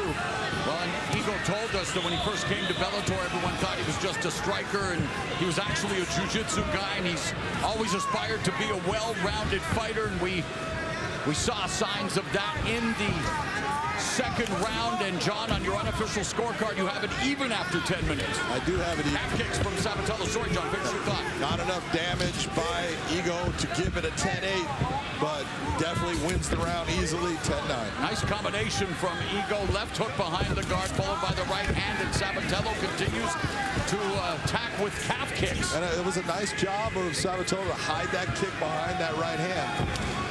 He did it again. And there's a calf kick from Ego. And there's the shot from Sabatello. Nice job. You notice how he's getting to the side. He's avoiding the legs. And if he can avoid those legs, that arm-in guillotine or any guillotine is going to be very difficult for Leandro Ego to pull off. 4 for 5 in the takedown department for Sabatello. Ego has yet to attempt a takedown, but has defended well thus far, including a big reversal in the last round. And we talked about this earlier tonight, about the body triangle from bottom, John. Drives me crazy. Why are you keeping this guy who wants to be in the top position exactly where he wants to be? Open up your guard, attack him, feet on the hips, push off. Don't just hold him where he wants to be. You're not going to win the battle of the ground and pound from the bottom, unless the guy on top decides to go to sleep on top. And it's Ego controlling Sabatello's posture with just over 3 minutes left in the 3rd round.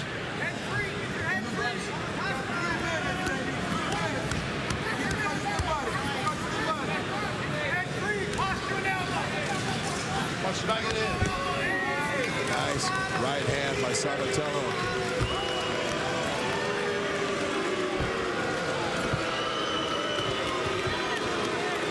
Sounds like the crowd was expecting a little more from the big talking Danny Sabatello. Makes no difference what the crowd is saying. Sabatello's doing a good job with his ground and pound right now.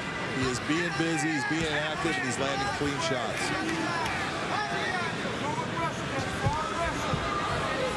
You see Eagle going after that hook sweep. That's got half a butterfly hook employed. Gets both to go for that elevator sweep, but with 2 minutes and 10 seconds left here in the third, it's Danny Sabatello sticking close to Eagle on the ground from the guard. Back of the head. Sabatello wants to wear Eagle down, wants to utilize what he feels is superior conditioning. Again, coming from that wrestling background, man, your conditioning is the best way to get the condition is to wrestle. Well, and we'll see, because, you know, it is things that Leandro Higo has had problems with in some of his fights, is his conditioning. But he said, I changed it all. I changed what I was doing. I changed my diet because I didn't want to be that guy that burned out. Right now, he's looking great. Yeah, he's going to have to change his position here. A minute 19 left in the third. Active on the bottom, trying to find a way to sweep or end up back on top. And for Danny Sabatello, yeah, it's one thing to be in this position, but now with some short strikes, has to continue to justify this position. Now wide base, John, putting pressure on Eagle. There's a slashing elbow strike across the face by Sabatello. That's called justification right there for your position. Eagle needs to start looking towards changing up. He's gone to that hook sweep a couple of times. Sabatello has felt it. He got caught by it. And now he's able to adjust to it. He's got to change up how he attacks and transitions to it. Just over 30 seconds left in Sabatello with some ground and pound from the guard of Leandro Eagle. Another elbow. There now he's postured, creating some separation. Can opener. There's another elbow strike, and Sabatello scoring with those elbows to the face. Sabatello's doing a good job with ground and pound here. Yeah, he's in the guard, but he's staying busy. He's landing good shots. He's winning the round.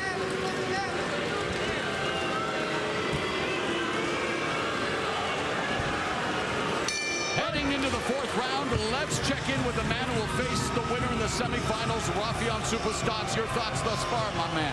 Man, I don't feel like, so the Connecticut fans ain't really feeling this fight, but I'm feeling it, you know? I feel like Sabatello is now going back to what he knows. Like, you're not a striker, bro. You suck there. Don't even go there. You a grappler. Don't wrestle this dude. Wrestle him to the ground, you know what I mean? Wrestle. And I feel like he's, you know, he's starting to wear on Sapo, wear on Higo, and he's starting to land some elbows. He just got to keep wearing on. As for Higo is a really good grappler. He made kind of a terrible decision to go to the body triangle, but he's a really good grappler. When you get to these positions, you just got to keep creating things in your grappling transitions, and you'll do well. Thank you very much, Rafion. More than half of Eagle's 21 wins, 12 in fact, have come via submission as we head into round number 4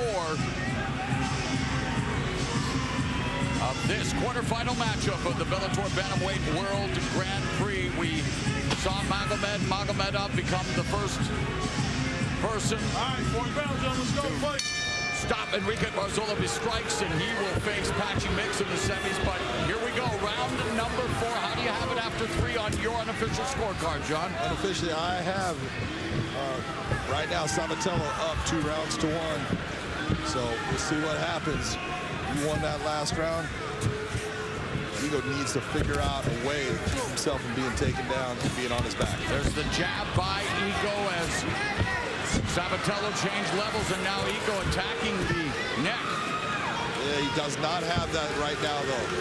Too much pressure with the shoulder. You see the shoulder of Sabatello, that right shoulder. You see how it breaks? That's the pressure pushing his head back. You can't hold on to that. Meanwhile, Sabatello now with 5 takedowns out of 6 attempts.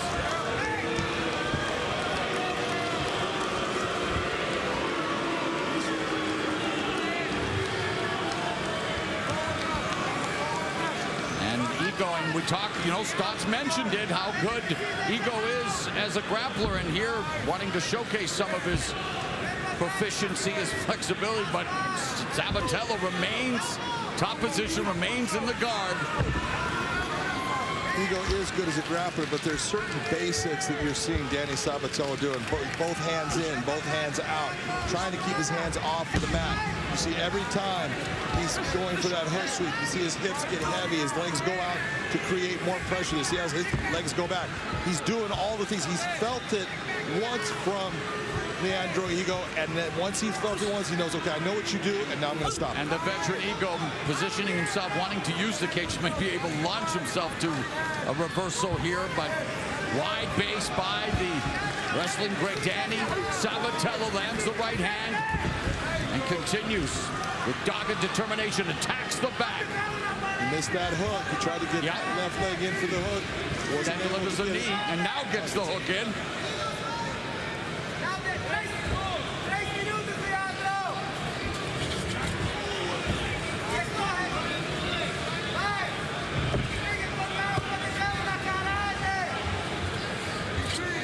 Constant micro battles taking place for positioning, and now hook is back in.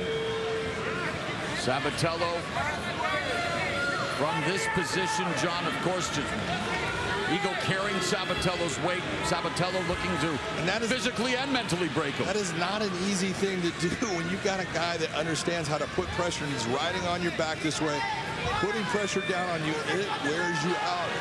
Ego's doing a good job of trying to fight through it. Trying to break the hands right now.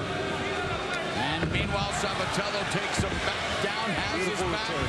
6 of 7 in the takedown department, has the one hook, unable to get the other hook in, and now wanting to slide his left forearm under the neck of Ego. Ego defending well, but unable to keep these left hands from raining into his head.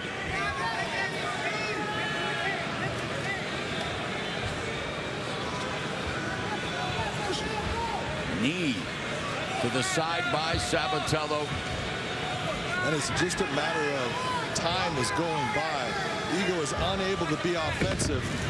He's defending against everything that Sabatello is trying to do, but he has no offense coming towards Danny Sabatello. That's how rounds just go one by one into your opponent's bodies.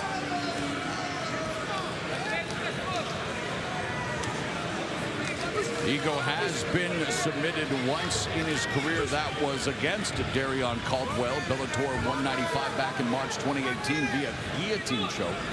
Sabatello not even threatening with the rear naked choke here. It's more about control, more about positioning, more about wearing down the 33-year-old Ego.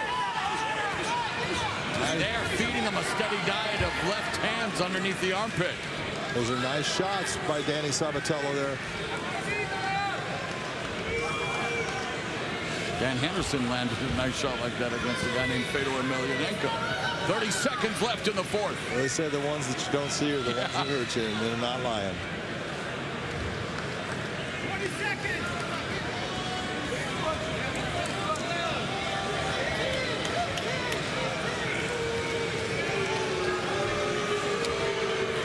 Well, Danny Sabatello has been able to shut down Leandro Ego, but he hasn't been able to silence this crowd. Oh, it's spinning back fist by Ego, and another one. And finally, some life for the fourth round from Leandro Ego.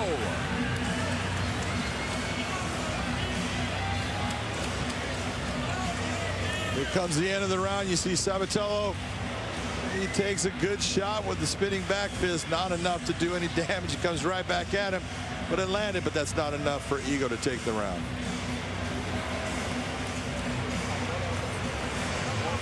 3-1. All right, well, it is going to be a sizzling summer of Bellator MMA action. We will make our debut Pacific Northwest at Emerald Queen Arena, Tacoma, Washington. Lightweight champion Patricky Pitbull. He defends against #1 ranked contender Sydney Outlaw. Then, August 12th, we return to Sioux Falls, South Dakota. And what a battle of submission specialists. Neiman Gracie against Goichi Yamauchi.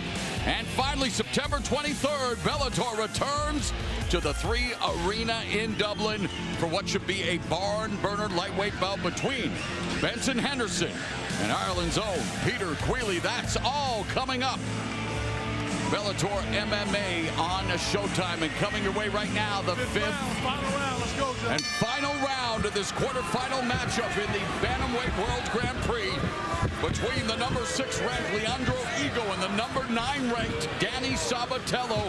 How do you have it after 4? Right now, I've got Sabatello up 3-1. Higo's going to have to do something special in this round, in my opinion. Either finish the fight or have a great round.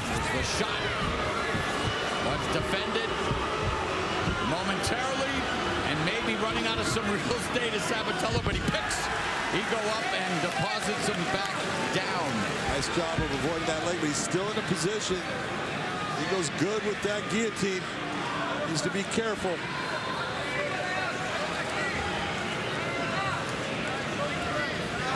Sabatello pops his head out. Right back to what we've seen for most of this fight. Other than the second round, this is the position they've been in.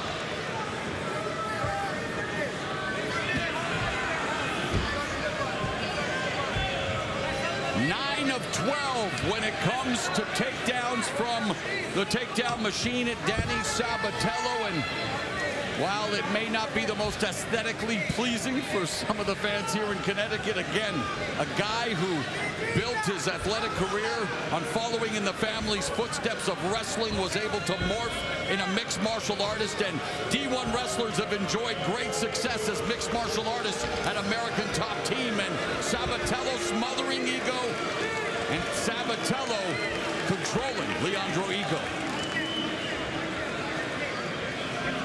Sabatello right now is doing a great job. Doesn't matter what the fans say or anything like that. You're always going to get fans that they want the knockout. They want the big, you know, the fight where both guys are going crazy. This is called winning the fight. This is called wearing a guy out. That's what Sabatello's good at.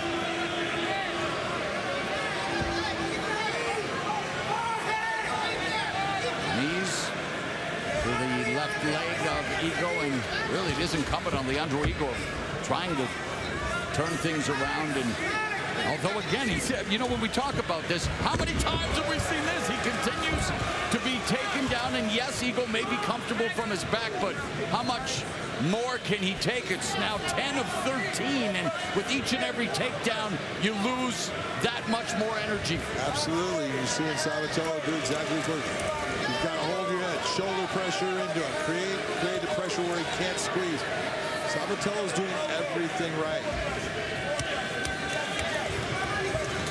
Higo does have power. He's got power in his hands. He's a good jiu-jitsu stylist, but when a guy understands exactly how you set up your submissions or your changes of position, and he can stop it like Sabatello's been doing, there's not going to be the submission, and you can't punch that hard off of your back.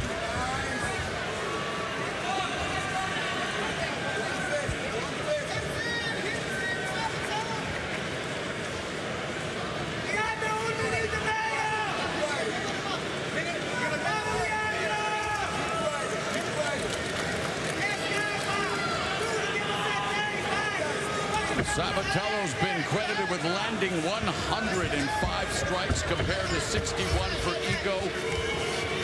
We talk about his domination in the takedown department, and now here it is, a minute 19 left. Separation between them, but not for long. That's exactly what, when you start to pressure that way and come into it fast, Sabatello's going to change levels and get right in your legs, take you down. Higo's starting to get a little frustrated. A minute left. On his face, he's trying, he's working hard. He just can't stop the takedowns of Danny Sabatello.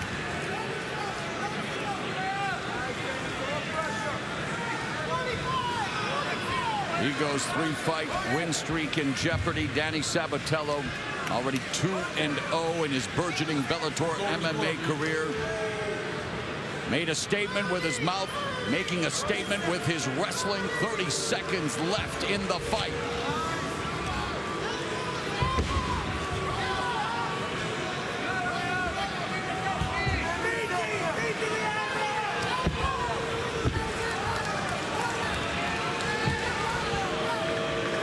Final 10 seconds of the final quarterfinal bout of the Bellator Bantamweight World Grand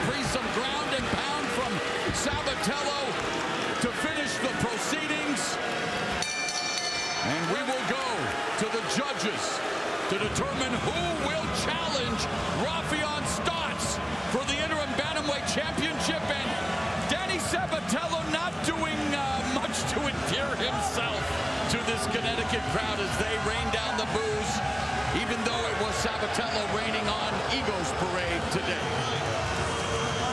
You got to look and say, if you're Danny Sabatello, you came out and did exactly what you had to do. You have to get through this opponent. He did. Could he have done a little bit more to be more entertaining for this crowd in terms of what you saw and the positions he was in? But sometimes when you're trying to be entertaining, you make mistakes. Thank you. And a guy catches you, and now you're out of the tournament, and your $1 million chance is gone. Amen. Speaking facts. Just like Danny Sabatello, he says he doesn't talk trash, he talks facts. Let's look at the information. And this is first takedown by Sabatello right there. You saw how well he changed levels, shot from far out, and over again, you saw Danny Sabatello being able to change levels, get into the legs of Ego. Ego went to that arm in guillotine too often. He thought he was going to be able to catch him in it. It never happened for him. And Danny Sabatello was able to just put Ego on his back, use strikes. Overall, 117 strikes landed, 11 takedowns. 11 takedowns, Morrow. That's a huge difference. 14 minutes of ground control compared to 2:52.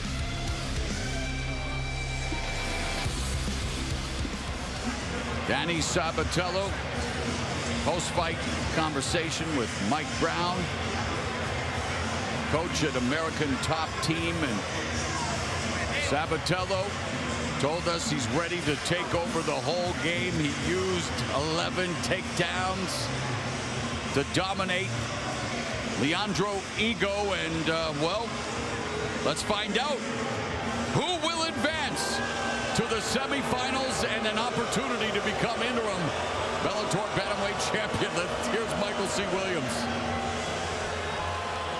Ladies and gentlemen, for the decision, we'll go to your three judges at cage side. Brian Miner, Doug Crosby, David Peabody.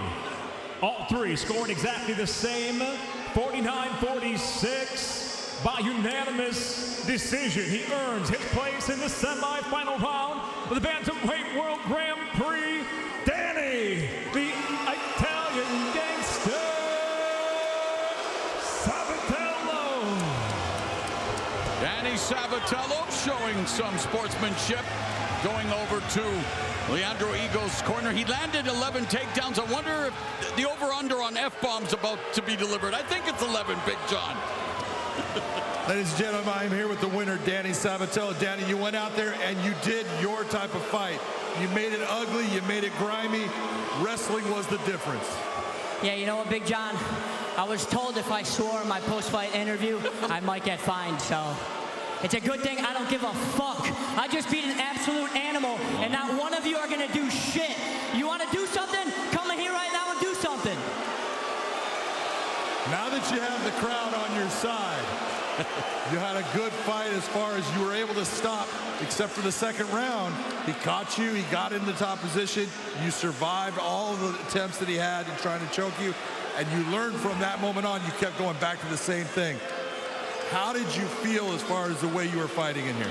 Yeah, I'm glad that I faced that adversity inside this Bellator cage. You know, it's a lot when there's so many fucking people. You're on Showtime, but I weathered that storm. I was patient. I came back, and I dominated. That's what I do. I'll rile up the crowd because all of you are pussies, and none of you will do shit. Where's Stats at? All right, I got Rafion Stats. Rafion, you were up there watching.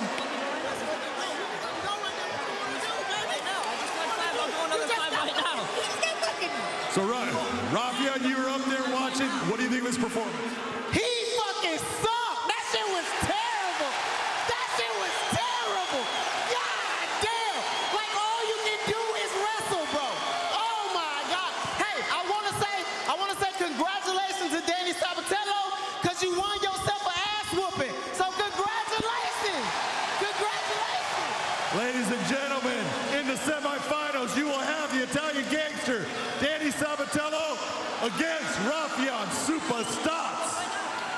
And I, for one, cannot wait. Number 9 ranked Danny Sabatello, unable to silence the crowd, but he silenced Leandro fighting him, but Rafion Stotts, he is a fan favorite here tonight, the interim bantamweight champion who will defend the title against Danny Sabatello, who's now 3-0 in the Bellator MMA cage. It's for the championship in the semifinals. Well, Amanda, what did you think of that?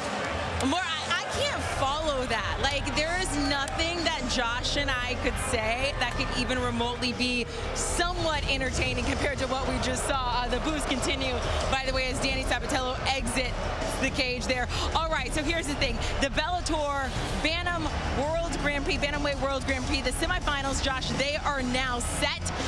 But how excited are you for Danny Sabatello versus Rafion Stotts? And you can also talk about what we saw in the cage tonight. Yeah, I mean, Danny Sabatello's going to have to fight a different fight against Rafion Stotts. Rafion Stotts, national champ, Division II national champ. He's going to bring the wrestling as well. So I know that Danny Sabatello is a great wrestler. So is Rafion Stotts. This is going to be an interesting matchup because the two of them match up very well in the wrestling department, but Stotts got the better striking. Danny Sabatello showed tonight he's got the conditioning to wrestle. 11 takedowns, that's insane. That is very, very difficult in a 5-round fight. The trash talking between now and that fight is going to be on another level. Do you not agree? You won yourself an ass whooping. I know. Like I said, there's nothing that, like, we're not that funny and we're not that entertaining. We're not that quick. All right, guys, it is time for our main event. We have a legend versus a rising star. Gegard Mousasi versus Johnny Eblen here. Gegard Mousasi going for the 50th win of his career, a 49-72 overall record. Johnny Eblen, this is only the 12th fight of his professional career, but he is in this spot for a reason. He is 11-0, and he says, do not be surprised if I shock the world tonight and I become the new middleweight world champion. Now, Josh, you said, and I was looking at your social media, Gegard Mousasi, the best in this division right now.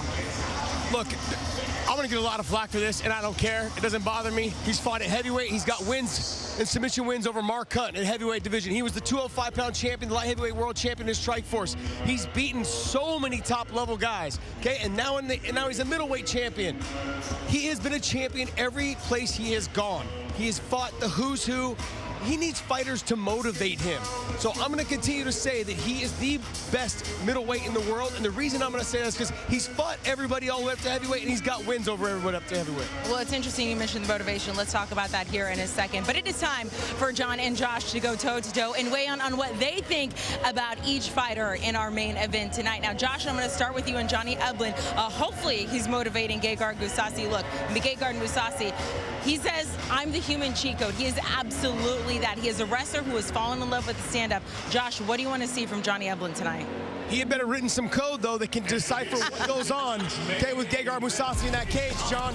He is phenomenal on the feet. There's no doubt about it. He's fallen in love with his power because he possesses the power, okay? One thing that I will say about him, though, is that he has grown up as a wrestler, John, and you know wrestlers know what it's like to be under that spotlight. It's just you and one other person. This is nothing new to him. He has fought and wrestled at the highest levels from a young child.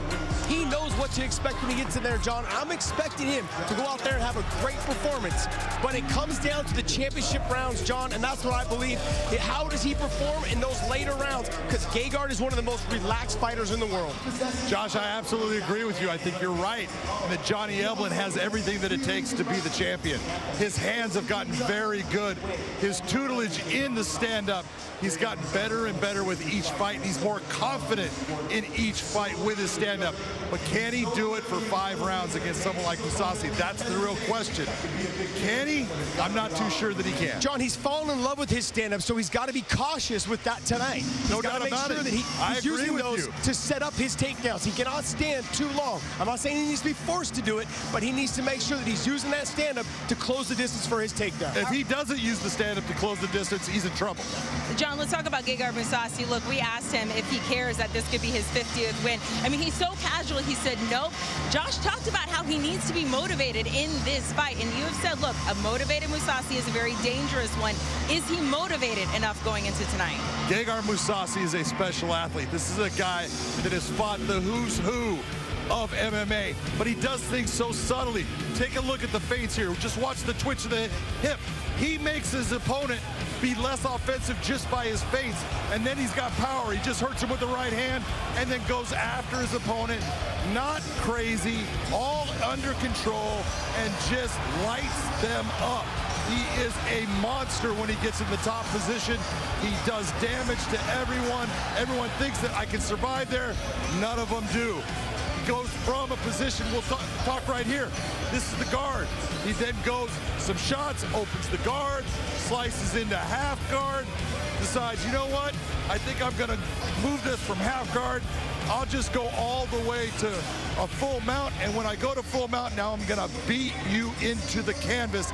That's what Gegard Mousasi does.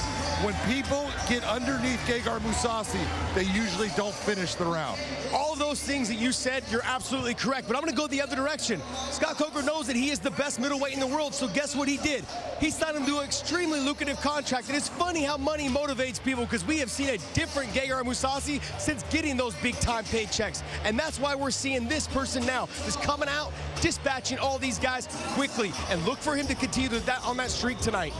Big-time paychecks. We have seen some big-time finishes from him. Guys, thank you so much. Enjoy the fight. We'll talk to you very soon. It is time for our main event. One of the greatest of all time, a living MMA legend versus someone who is taking the world by storm.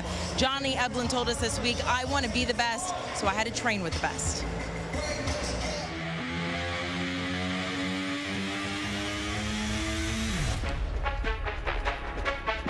American Top Team is the #1 mixed martial arts training facility in the world. It's a bit of a dynasty we have going on right now.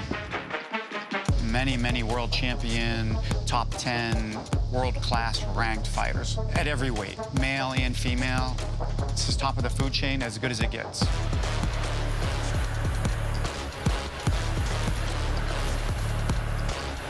The talent level that we have in Bellator alone, former world champs, guys like Kyoji Horiguchi, Douglas Lima, and current champ Amasov. And Johnny Eblen's next. My name is Johnny Eblen, and I am the human cheat code. Johnny Eblen gets it done again. My fight style is high pace, aggressive, in your face, slick when I need to be, wrestling heavy when I need to be, striking heavy when I need to be, whatever I want to do. I just like to go in there, have fun, and just put it on a motherfucker. He is the guy. He's perhaps our greatest talent at 85 and has shown it and risen through the ranks. Time to go to work. He's still undefeated, not a ton of fights, 11-0 now, but with each fight, he's growing, he's getting better. We saw early on that there was very high-level guys, world-class professional fighters, that were having problems with this kid, and I really believe sky's the limit for this guy. This guy can beat anybody on this planet.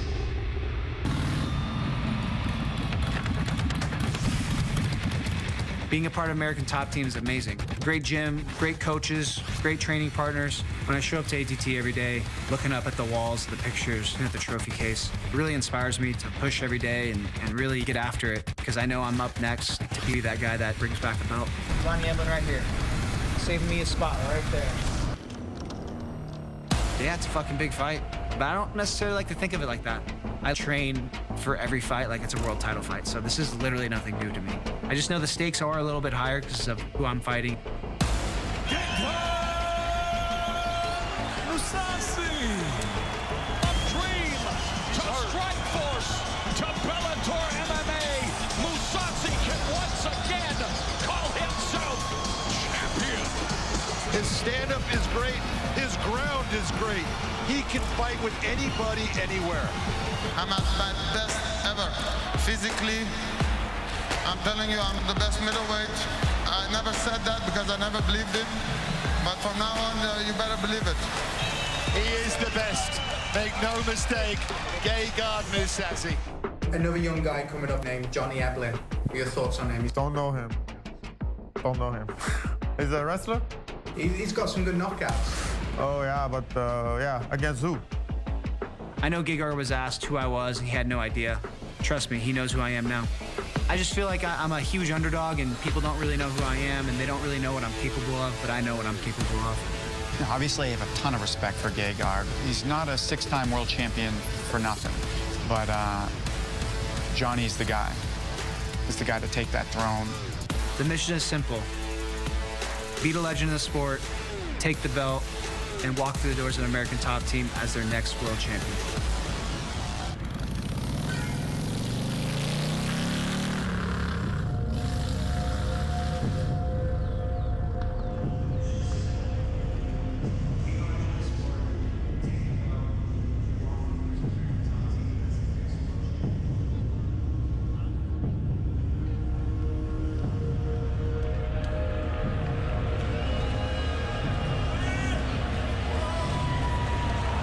And now set to make his way to the cage, the challenger, Johnny, the human Chico Eblen.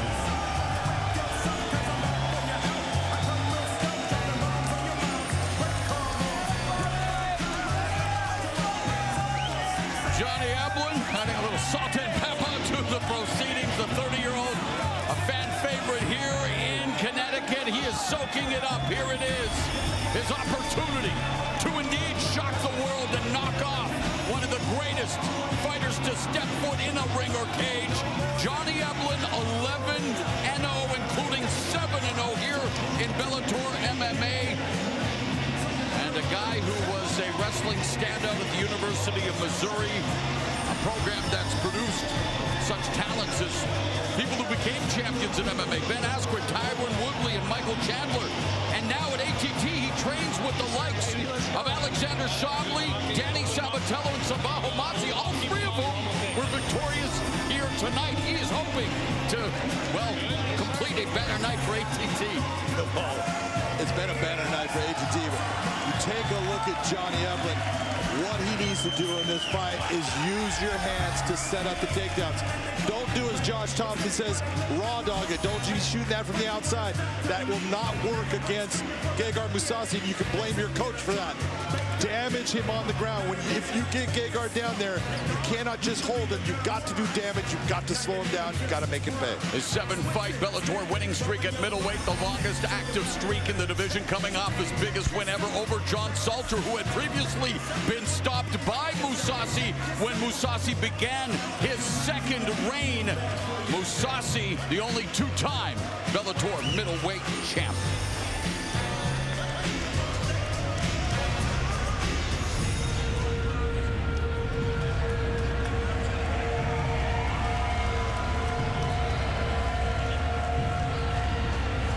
And now, the reigning Bellator middleweight world champion, Gegard Mousasi.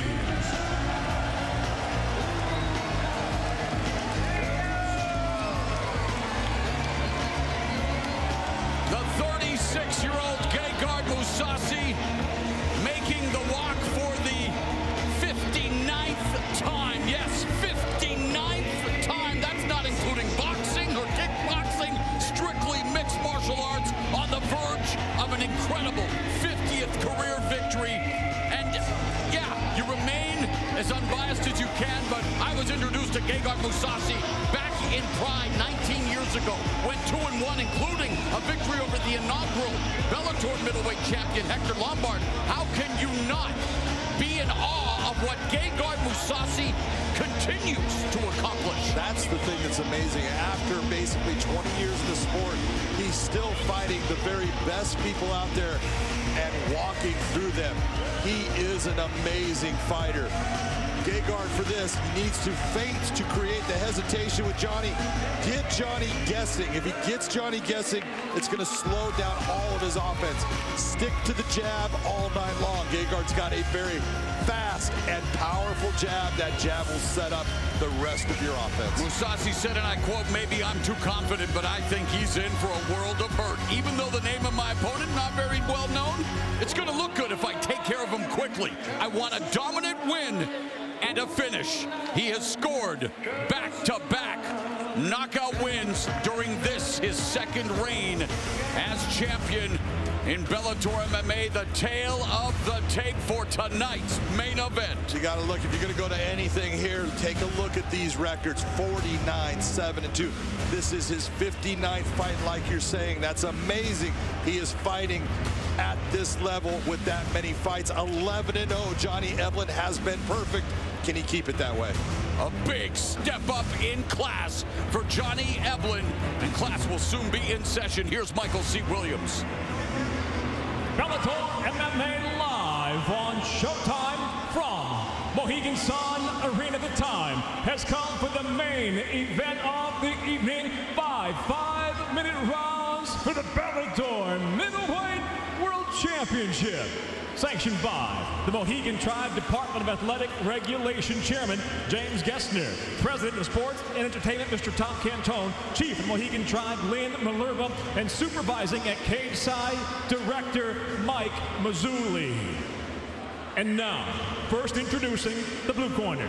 At 6'1", weighing in 185 pounds, entering his first world title fight, the #1 ranked contender stands undefeated with 11 wins, no losses, by way of Kansas City, Missouri. He fights out of Coconut Creek, Florida. Introducing the challenger, Johnny the Human Chico Eblen. And across the cage, the champion tonight fights out of the red corner. At 6'2", weighing in 185 pounds, in an unparalleled career. Tonight, looking for his 50th professional victory, he enters holding 49 wins, 7 losses, 2 draws, fighting out of Amsterdam, Netherlands. Ladies and gentlemen, the defending two-time Bellator middleweight world champion, Mousasi. And when the bell rings, the referee in charge, Kerry Hatley. All right, gentlemen, 5 rounds for the Bellator Middleweight Championship of the world. Conduct yourself like champions at all times. Obey the rules we went over in the dressing room at all times and fight hard. Touch them up if you're going to. Let's go to war. Mohegan Sun Arena, Bellator Middleweight Championship up for grabs. So many gaudy statistics for Mousasi, including 33 first-round finishes. The latest back in February against Eblen's teammate, Austin Vanderford. All 6 stoppage wins for Eblen have come in the opening round. The bell, and we are underway, scheduled for 5 for the Bellator Gold. Oblique kick right off the jump for Johnny Eblen. Oblique kick, but take a look at the stance right now of Gegard Mousasi. He's kind of square.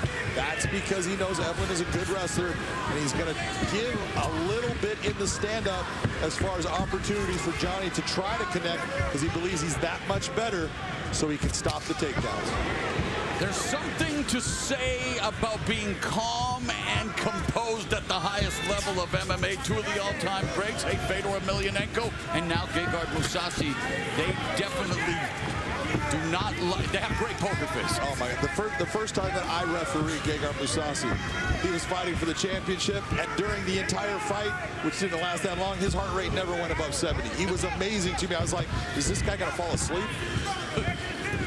Well, in many ways, is a Superman, wears the glasses, unassuming, doesn't court a lot of publicity, and yet we mentioned at the top of the telecast another all-time great, Khabib Nurmagomedov, calling him the most underrated fighter in MMA, and definitely a case can be made that he's been underappreciated, but all he continues to do is win at the highest level, close to 2 decades, John. Oh, but a beautiful combination from Johnny Eblen, and Eblen touches up Mousasi. Eblen's like, hey guys, I get it. Mousasi. Oh, he's hurt. And look at the veteran Mousasi recovering. Eblen hurt him bad. Yes, he did. And now working the wizard. Johnny Eblen needs to try to spray right here.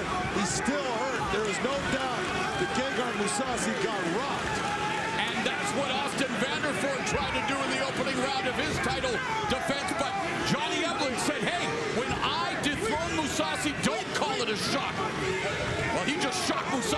system. He definitely put it where if Gegard wasn't awake before, he's awake now. And you know what?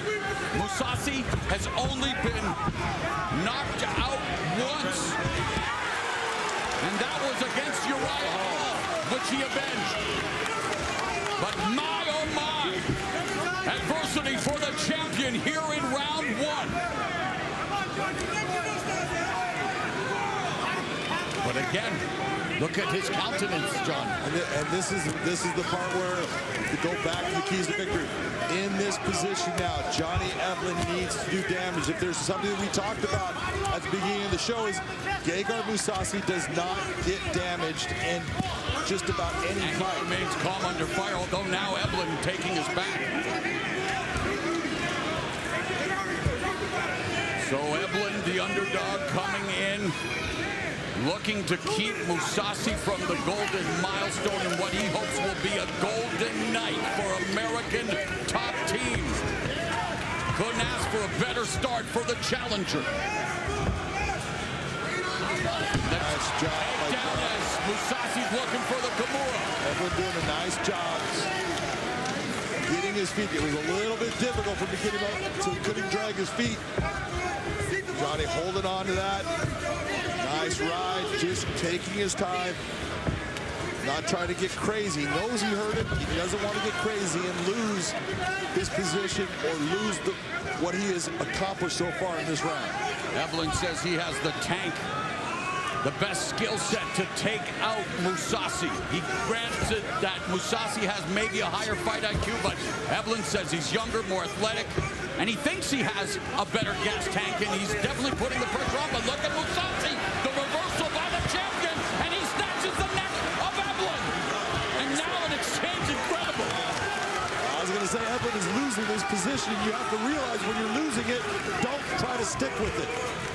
Wow, 45 seconds left. Plenty to dissect already in this championship fight. Look, Eblin brought in Sean Strickland to be one of his sparring partners in the stand-up because he knows how tough Sean is and that he likes to, bang from the start. That brought confidence to his game, and he's showing that right now with Gegard. And Mousasi, though, showing off his striking pedigree with the 1-2. And Mousasi, he trained with heavyweights, and oh yeah, owns a submission win over a mega heavyweight Mark Hunt in his career. He's recorded wins at middleweight, light heavyweight, and heavyweight, and hey, he's been in tough here against Johnny Eblin. Eblin showcasing his wares in the opening 5 minutes and having fun doing so, John. Yes, he is. Oh, he has to sit down. Let's go. Breathe, catch your breath, catch your breath. Good shit that round, man. Stay in something.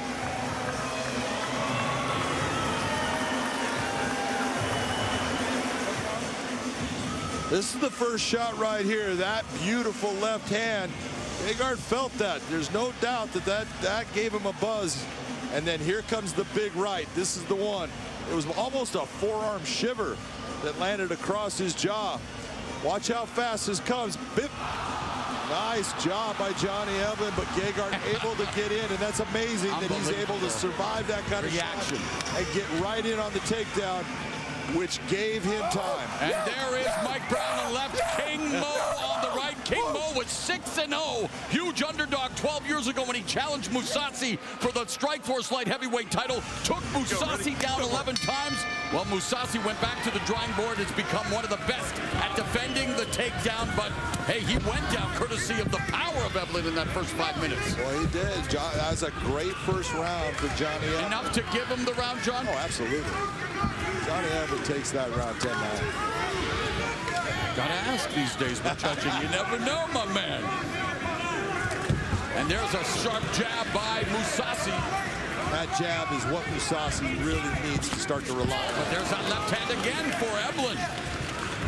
Finding the range, the timing, delivering a body kick. Oh, but then Mousasi tags Eblin. Eblin looking for the takedown. Explodes, reverse. And Mousasi very active from his back, but Eblin goes goes into side control. Great job by Johnny Eblen. A lot of movement there, but he wins the scramble, gets to the top position now inside mountain. And while it's been proven to be very difficult to keep Mousasi down, Johnny Eblen working from side control, looking to maximize this advantageous position. And yet Mousasi delivering right hands from the bottom. There's a left hand up top from Eblen.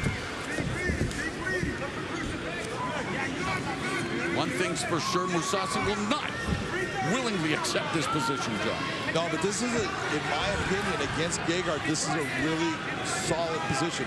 A lot of times wrestlers like to get into the half guard so they can trap on that leg. Gegard's very good at moving himself into a position for the sweep or to escape.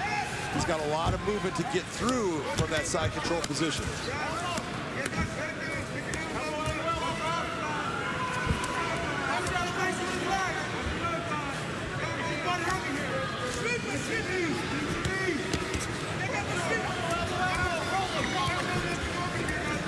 Minutes gone here in the second round, and Johnny Eblen 3 for 3 in the takedown department. But here's the attempted reversal by Mousasi. Gets to his feet momentarily, but Eblen bringing him back down to the canvas, and Eblen acquitting himself well here in his first title shot.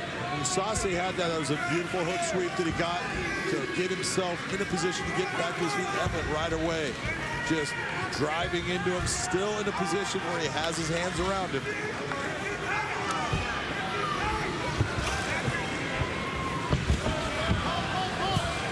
Mousasi taken down yet again by Eblen, his fourth takedown. And this is great work by Johnny Eblen. He's really making Mousasi work here. You want to get Gegard where his heart rate's up high. That's exactly what Johnny Eblen is doing. And chants of "Let's Go Johnny" begin to fill Mohegan Sun Arena. Eblen fighting out of Coconut Creek, Florida by way of Kansas City, Missouri.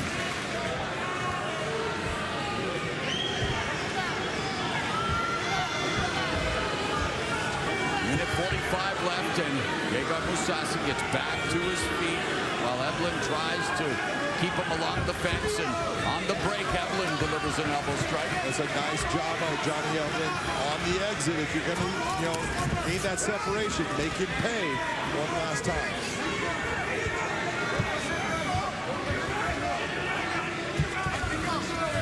Eblen misses with a wild left. Jab through the guard by Mousasi. Blocks that overhand left by Eblen. Inside kick by the champion. Johnny getting a little bit more flat-footed right now. Obviously, starting to feel a little bit of the heart rate going up. Trying to gain some time that he can breathe and get his heart rate down. And to the 10th minute of this championship fight. And Eblen has looked very good and lands a nice combination there, culminating with that left hook to the side of Mousasi's head. Here's a good kick from Mousasi, and may have bounced off the cup.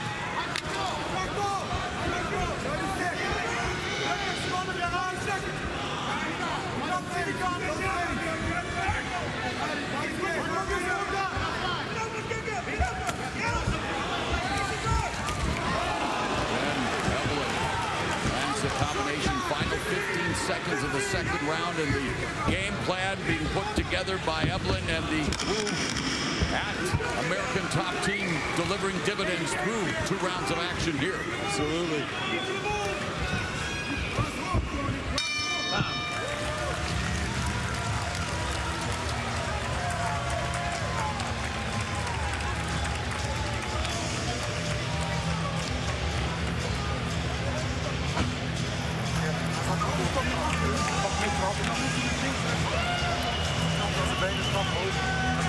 In zijn buik, Gegard. In zijn buik. Trap in zijn buik.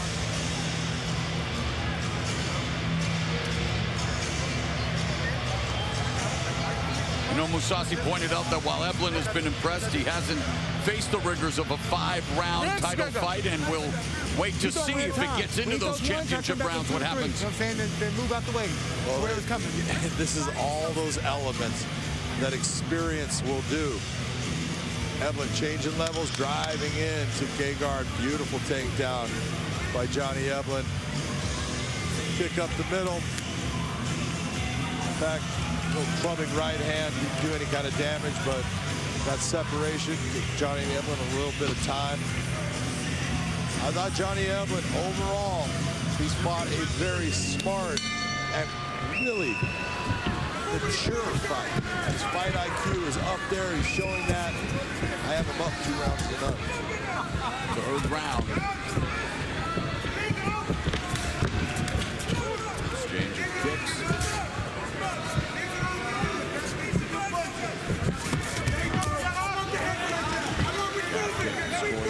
Eblen fainting, trying to nice head from the rhythm and nice combination. Land the right hand. Mousasi avoided that other right, but now Eblen sitting down on his punches. Really nice head movement by Johnny Eblin. See good feints. Oh, nice jab countered by Mousasi. That's that jab that Mousasi needs to keep sticking. Back kick lands for Mousasi. Yeah, and he moves back and avoids that combination from Eblin.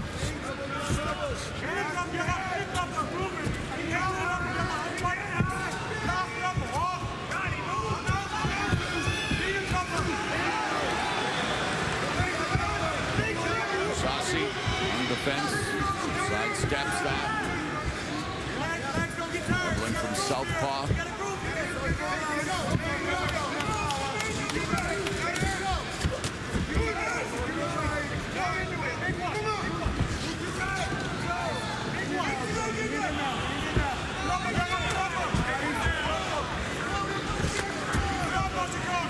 Exchange body kicks.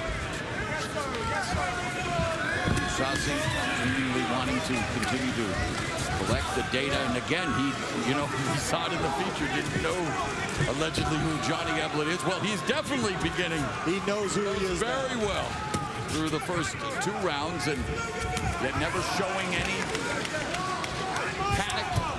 And yet Eblen continues to land the strikes. Mousasi credited with 10 more strikes landed. Again, it's been the wrestling of Eblen and the striking. I mean, he hurt Gegard Mousasi in the opening round.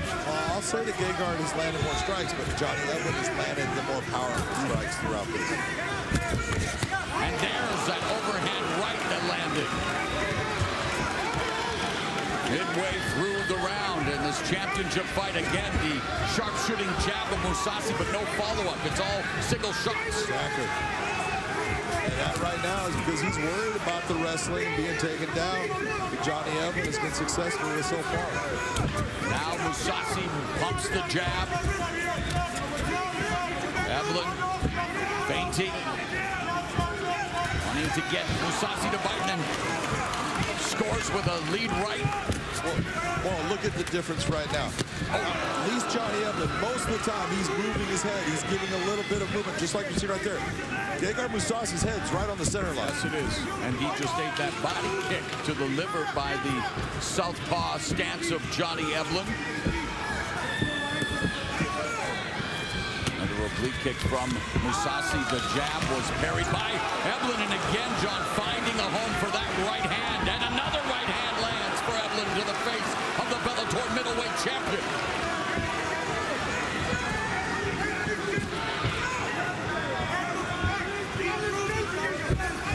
Mousasi's offense has to be comprised of a lot more than just the jab here against this hungry challenger.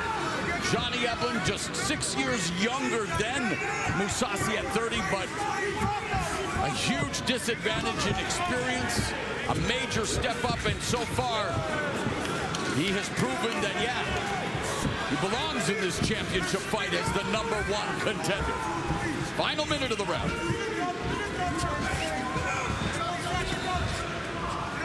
Rear right hand for Mousasi. What you saw just a moment ago when you saw Eblin throw that big right hand just like he just did there. You need to see Mousasi have a counter. When he's not countering, it's telling you he's tired.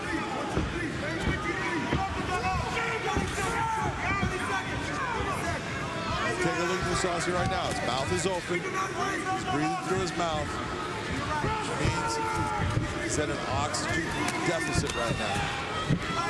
We'll check the kick through the right hand. Final 15 seconds.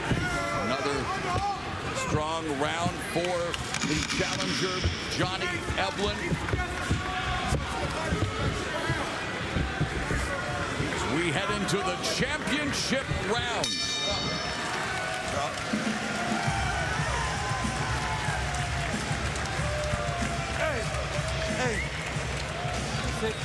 Hey, so Mousasi's waiting to counter. This ready to come. He's down 3 rounds. Hey, so it's time. When he gets too close, we'll smother him. Smother him, get an underhook. We'll keep him in the cage. When you're in a southpaw stance, let's go to your right. Stay southpaw a little more. He's not firing back with your southpaw. Not at all.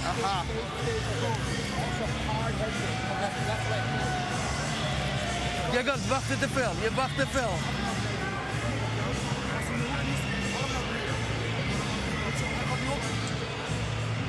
Comes Eblen, beautiful left, right. A little bit wild on it, but both touch him. Mousasi coming back with his counters. Steps back, nice, clean, just round straight 4. Right, left hand. Round doesn't 4. Do any damage to Johnny, but it touches. Back up. Nice, big right hand at the end of the extension, so ended not with a lot of power, but it definitely touched that chin. Round 4, ready? Johnny Eblen has fought a beautiful fight so far, utilizing both his striking and his wrestling. He's got Gegard in a position where Gegard is not sure what's coming. We have entered the championship rounds. Round 4, Mousasi possesses one of the best jabs in the sport, but a jab alone won't be enough against Johnny Eblen, not on this night. Oh, Johnny Eblen right now, and he's gaining confidence as the fight's going on. Head kick. But you're right about Mousasi's body language and the fact that he remains with his head on the center line.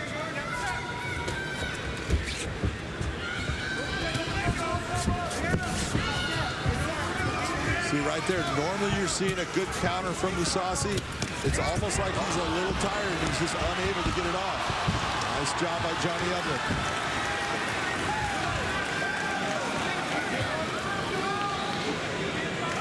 Make it 6 takedowns for Johnny Eblen. 1 minute gone in round 4.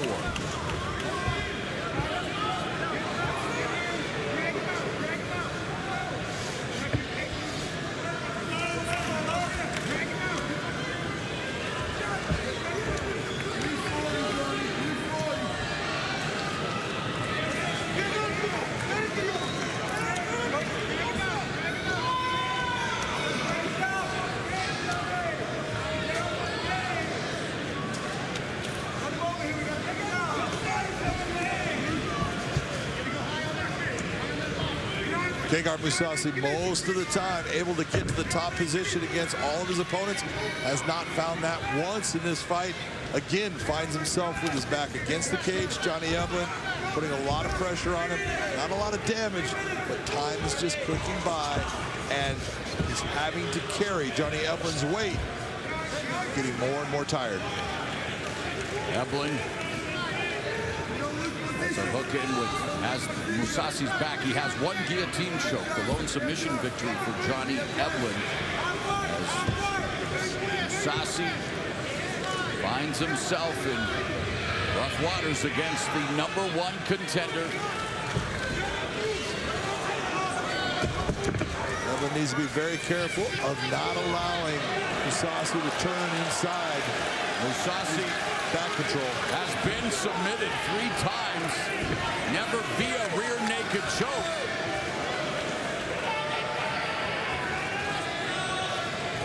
Right now, there's not even close to just what we call a seatbelt position.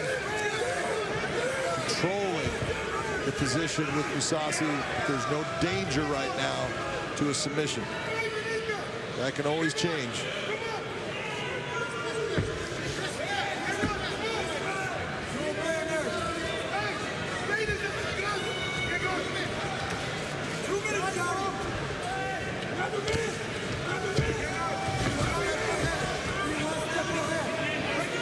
doing a nice job riding into the top position. Just continuing to put pressure on Mousasi.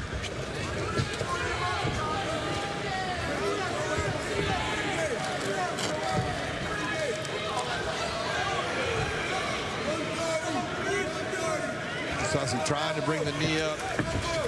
Not quite there.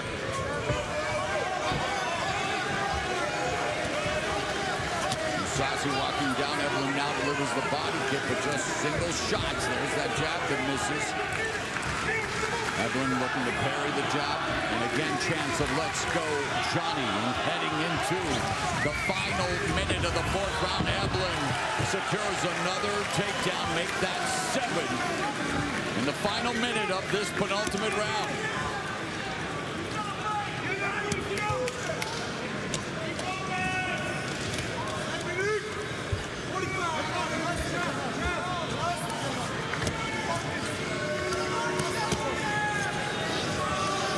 This is where I feel Johnny Eblin really needs to start to open up. Start to try to do things that cause damage here. You've been winning the stand-up in the outside. Your wrestling's been great. Start doing damage to the ground. Make it to where he doesn't even want to get back to his feet.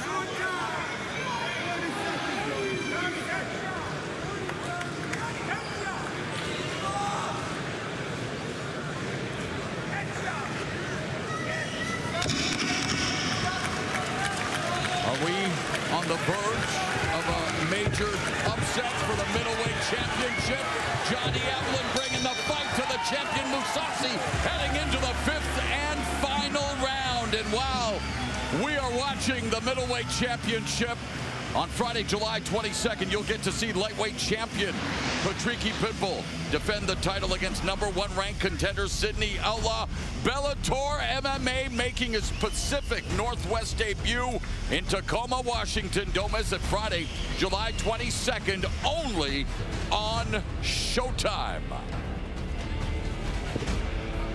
And here at the Mohegan Sun Arena, gut check time for the middleweight champion Gegard Mousasi. In my opinion, Gegard needs to finish Johnny Eblin if he wants to walk out of this building with his title in hand. Enough. He ready? He's coming. When he's coming, he's going to take him out and smother him. Let's smother him. You're out. King Mo, former MMA champion. I've had the chance to work with him in broadcasting, a chance to pick his brain. As you talk about a student of the game when it's MMA boxing. Look, he's already feeling it. 5th and final round, he feels that his protege on the verge of becoming just the 7th fighter to hold the Bellator middleweight championship. Johnny Eblin with less than 5 minutes now to pull off this upset. Johnny Eblin's out, moving, good footwork, sticking the jab. He knows where he's at. He knows how much more he has to do. You also know Gegard Mousasi. Oh, nice counter, right cross. And Eblin now letting Mousasi know about it.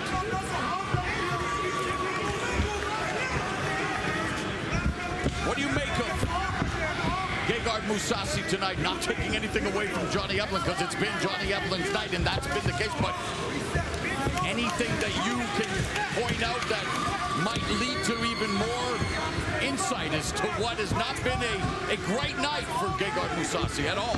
No, it's definitely not been a great night for him, but that's because of Johnny Eblin. It's the things that Johnny Eblin... I want you to go back to the 1st round. Was he able to hurt him? Yeah. In the 1st round, again, we talked about at the start of the show, Gegard does not get damaged. He got damaged in the 1st round. He's been damaged in a couple other rounds, and that has made a difference in this fight. Johnny Eblin has just done a fantastic job. Mousasi 7-1 here in Bellator again. In the midst of his 2nd reign, the lone loss outpointed by Rafael Lovato Jr. for the title.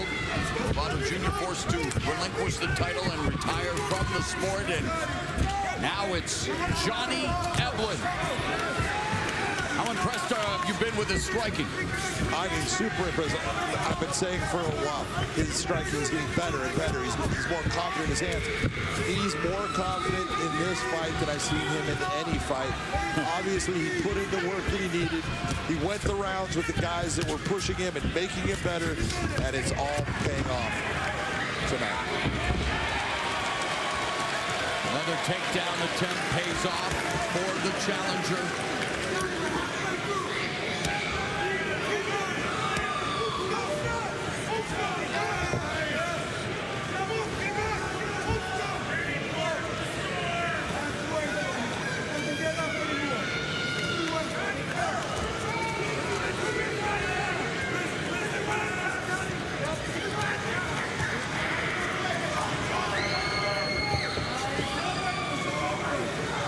Johnny Eblen has completely neutralized one of the best finishers in mixed martial arts.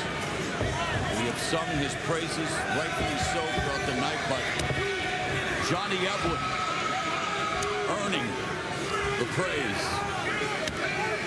There's always that night that comes when, you know, it's not your night, but it is your opponent's, and everything they do works for them, and everything that you try just doesn't seem to work for you. And that's what we've seen tonight. And Evelyn told us, he warned us, he says, hey, he doesn't think a lot of people realize how good he is because he hasn't fought many high-level guys. He recorded a big win over the veteran John Salter, who, of course, challenged Mousasi, but this has been, you know, an amazing effort by Johnny Eblen, and Gegard Mousasi is stuck.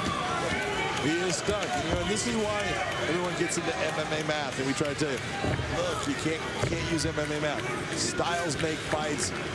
Certain people on certain nights can beat anybody. Johnny Eblen is that good. We've seen him before as far as have nights where he just, everything he did worked. And tonight, it's happening again for him. He looks fantastic. Began his athletic career in wrestling at the age of 5. We talked about his credentials at the University of Missouri. And then Steve Moko, well-known and accomplished amateur wrestler, brought Johnny Eblen to American Top Team, where he has trained with an all-star camp, some of the best fighters in the sport. And Johnny Eblen is on his way to proving that he is one of the best fighters in the sport, as he is 25 seconds away from upsetting an all-time great in Gegard Mousasi. Not only upsetting, in my opinion, winning every round of the fight. And putting a punctuation mark on the proceedings with another takedown. Johnny Eblen. What a performance. The human cheat code seemingly has found a way to break Gegard Mousasi's code, and Eblen in the center of the cage taking a moment.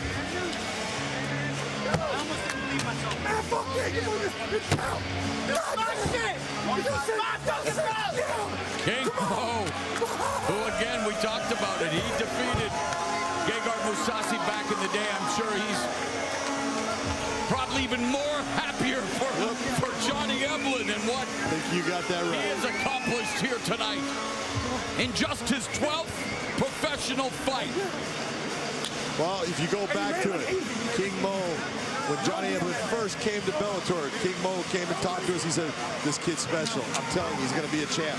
He's just good everywhere, and he just, everything that I teach him, he picks up and he makes part of who he is.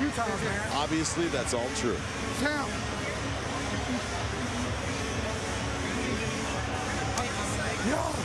Yo, you want his ass? Listen. No one beat his ass that bad. Fuck that. Oh. Well, we're going to have some highlights here, but it's all going to be Johnny Eblen because, really, big left hand. This was the start of the fight. This is what I said. The big thing is we didn't see Gegard Mousasi get damaged a lot. He got damaged right there. That's called damage. He got rocked. And that happened early in the fight, and it had an effect on the fight. Yes, he was able to get the takedown, But overall, Johnny Eblen was able to land the big shots, get the big takedowns, hold position, create the problems. Johnny Eblen in this fight was unstoppable. Everything that he tried worked. He was confident. He felt good. This is a wrestler. Look at him using his hands because he has worked on it. And that's the big thing that I think that needs to be said, Mauro. You've got to give Johnny Eblen all the credit. That is hard work that's paying off.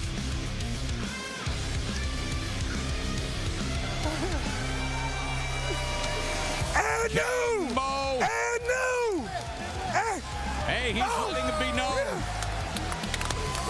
American top team, one of the top camps, and they may also be adding to their extensive trophy case here tonight. Fuck no. It's my fucking belt. I'm the best in the fucking world.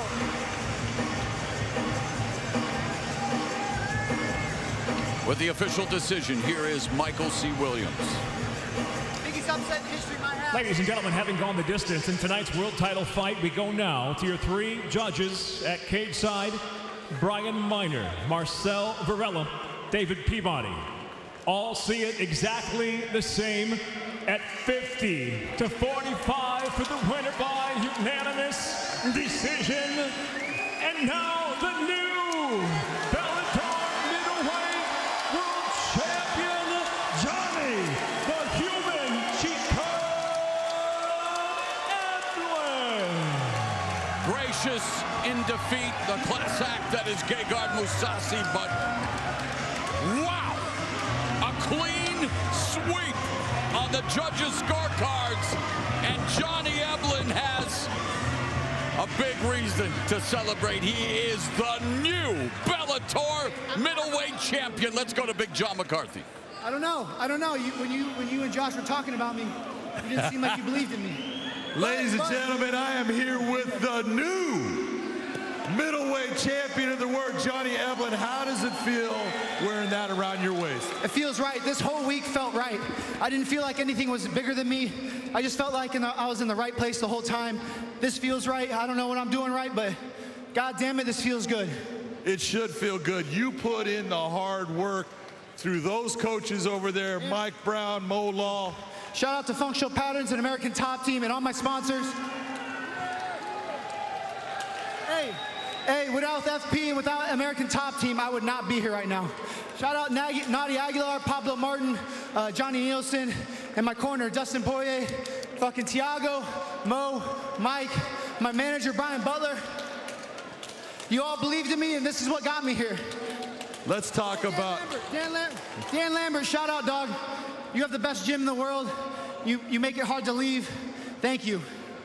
Let's talk about your progression with your stand-up. You've always been a wrestler. You came in through your whole life wrestling. Yeah. But your stand-up is what won you this fight here tonight. You hurt him in the first round. Stand-up and wrestling. Shout out George Masvidal, Dustin, everybody I strike with at ATT, Roman Feraldo. I got hit a couple times, so I'm not gonna remember everybody's name. But yeah, my strikling's developed, but I utilized my wrestling grappling today too. You guys saw I can take the back today. I almost got a rear naked choke. I'm the best in the fucking world in all areas. Human cheat code, that's why my nickname's the Human Cheat Code. We're gonna get another motorcycle now? Nah. I'm honestly thinking about giving it up, dog. Because now that I got this, I got too much to live for almost. It's a little scary riding that thing, but it's fun. It's pretty close to fighting. I'm a little crazy. I don't know what's wrong with me. Oh yeah, shout out Sean Strickland, bro. You pushed me for this fight. So if given the opportunity, who should be the guy that comes in to face you for that belt next? I don't know, man. Whoever. I'm ready for anybody. Right now, I got to take some time off, relax a little bit, let this soak in, and then we'll talk about it. I don't know. Well, you deserve the time off. Congratulations on being the champ. That was a masterful performance. Ladies and gentlemen, give it up for the champ, Johnny, the Human Cheat Code Eblen. Eblen joining one of his training partners, Yaroslav Amosov, is a Bellator champion. An incredible performance here tonight, completely dismantling and shutting down an all-time great. And Gegard Mousasi was robbed from achieving a golden milestone. It is a golden night for Johnny Eblen, now 12-0, and the new Bellator middleweight champion. Let's go back to Amanda Guerra. Moro, thank you so much. Yes, Gegard Mousasi not getting that 50th win and in the process losing his belt. Josh, I went back to our notes. Johnny Eblen told us my game plan is to impose my pace on him. That's exactly what he did. What I saw tonight was he was extremely fast compared to Gegard Mousasi. The speed with the hands, the entrance on the takedowns, all of those things. I'm not going to sit up here and say that Gegard Mousasi did something wrong. He did everything right. He wrote the code. He had it all figured out. He walked in. That's why he was so relaxed this week. He understood. I already know how to beat this guy. And I'm going to go out there and I'm going to do it. There's nothing I can say. He went out there and had a perfect game plan and achieved it. And for the folks at home, like, Johnny Eblen has 12 fights. Or that's 13 now. No, that's 12. Yeah. That's 12 fights. 12 fights. Gegard Mousasi had like 50, 60 something fights. This is an amazing athlete. He is definitely the human cheat code, and I'm amazed. He's 50-45 or a legend, you know? That was amazing. You can speak on this. You grew up wrestling. You spent your times on the wrestling mat. It's spotlight wrestling. It's exactly. You and one other person under a spotlight. You can't see out there. Exactly. He's been in this situation many of times. This is nothing new to him. He proved it tonight. Proved me wrong. He said it in the cage. Yeah, he called out you and Big John. I expected him to have to deal with a lot of adversity. That wasn't one bit of adversity throughout that fight. From the opening bell to the finishing bell, he dominated that fight. Round of applause for Johnny Eblen. That was amazing. Well, a round of applause for you, our guest host, Rafion Stotts, here on the desk. Now, the last time we saw you, you were down in the cage facing off against Danny Sabatello because you're going to be facing him next in the semis. What was it like there in the cage? You know, I got to lower my blood pressure. My blood pressure kind of rose a little bit while I was out there. You know, definitely I'm happy. You know, I'm happy for him. You know what I'm saying? You don't put your finger in my face. Very nice. You don't put your finger in my face. That's, you know what I'm saying? And that's where we had a little problem. But I'm happy to be fighting Sabatello. I'm going to beat the crap out of Sabatello, and it's going to be fun. It's going to be super fun for me. You know, I've seen a lot of things in that fight that I, you know, feel like I can take advantage of. But also, he came out and he did what he was supposed to do, and I'm proud of him. He was just upset that you had all that taco meat in his face. So he was I know everybody at home. Everybody at home, say goodbye for now, but it'll be back. It'll be back one day. And the whole thing, I mean, we kept at least one button, we did. Right? The belly button. That was the belly button. That was about it. That's what it was. Rafion Stotts, thank you so much for joining us. You were absolutely phenomenal. The next time we're going to see you in the cage is going to be against Danny Sabatello. Thank you. Stay healthy. Oh, I will. Stay healthy. No backflips until then. Thank goodness. It has been an incredible night here at Bellator 282. So much more still ahead. Join us July 22nd when Bellator MMA makes its debut in the great state of Washington with an action-packed night headlined by lightweight champion Patricky Pitbull in his first throne defense against #1 ranked Sidney DeGun Outlaw. Plus, former welterweight world champion Douglas the Phenom Lima returns to face Jason the ass-kicking machine Jackson. When that cage door is locked and the bell rings, you do not want to blink. And the return of the undefeated finishing machine Usman Nurmagomedov against 7-1 Chris C.G. Lion Gonzalez. Bellator MMA returns Friday, July 22nd.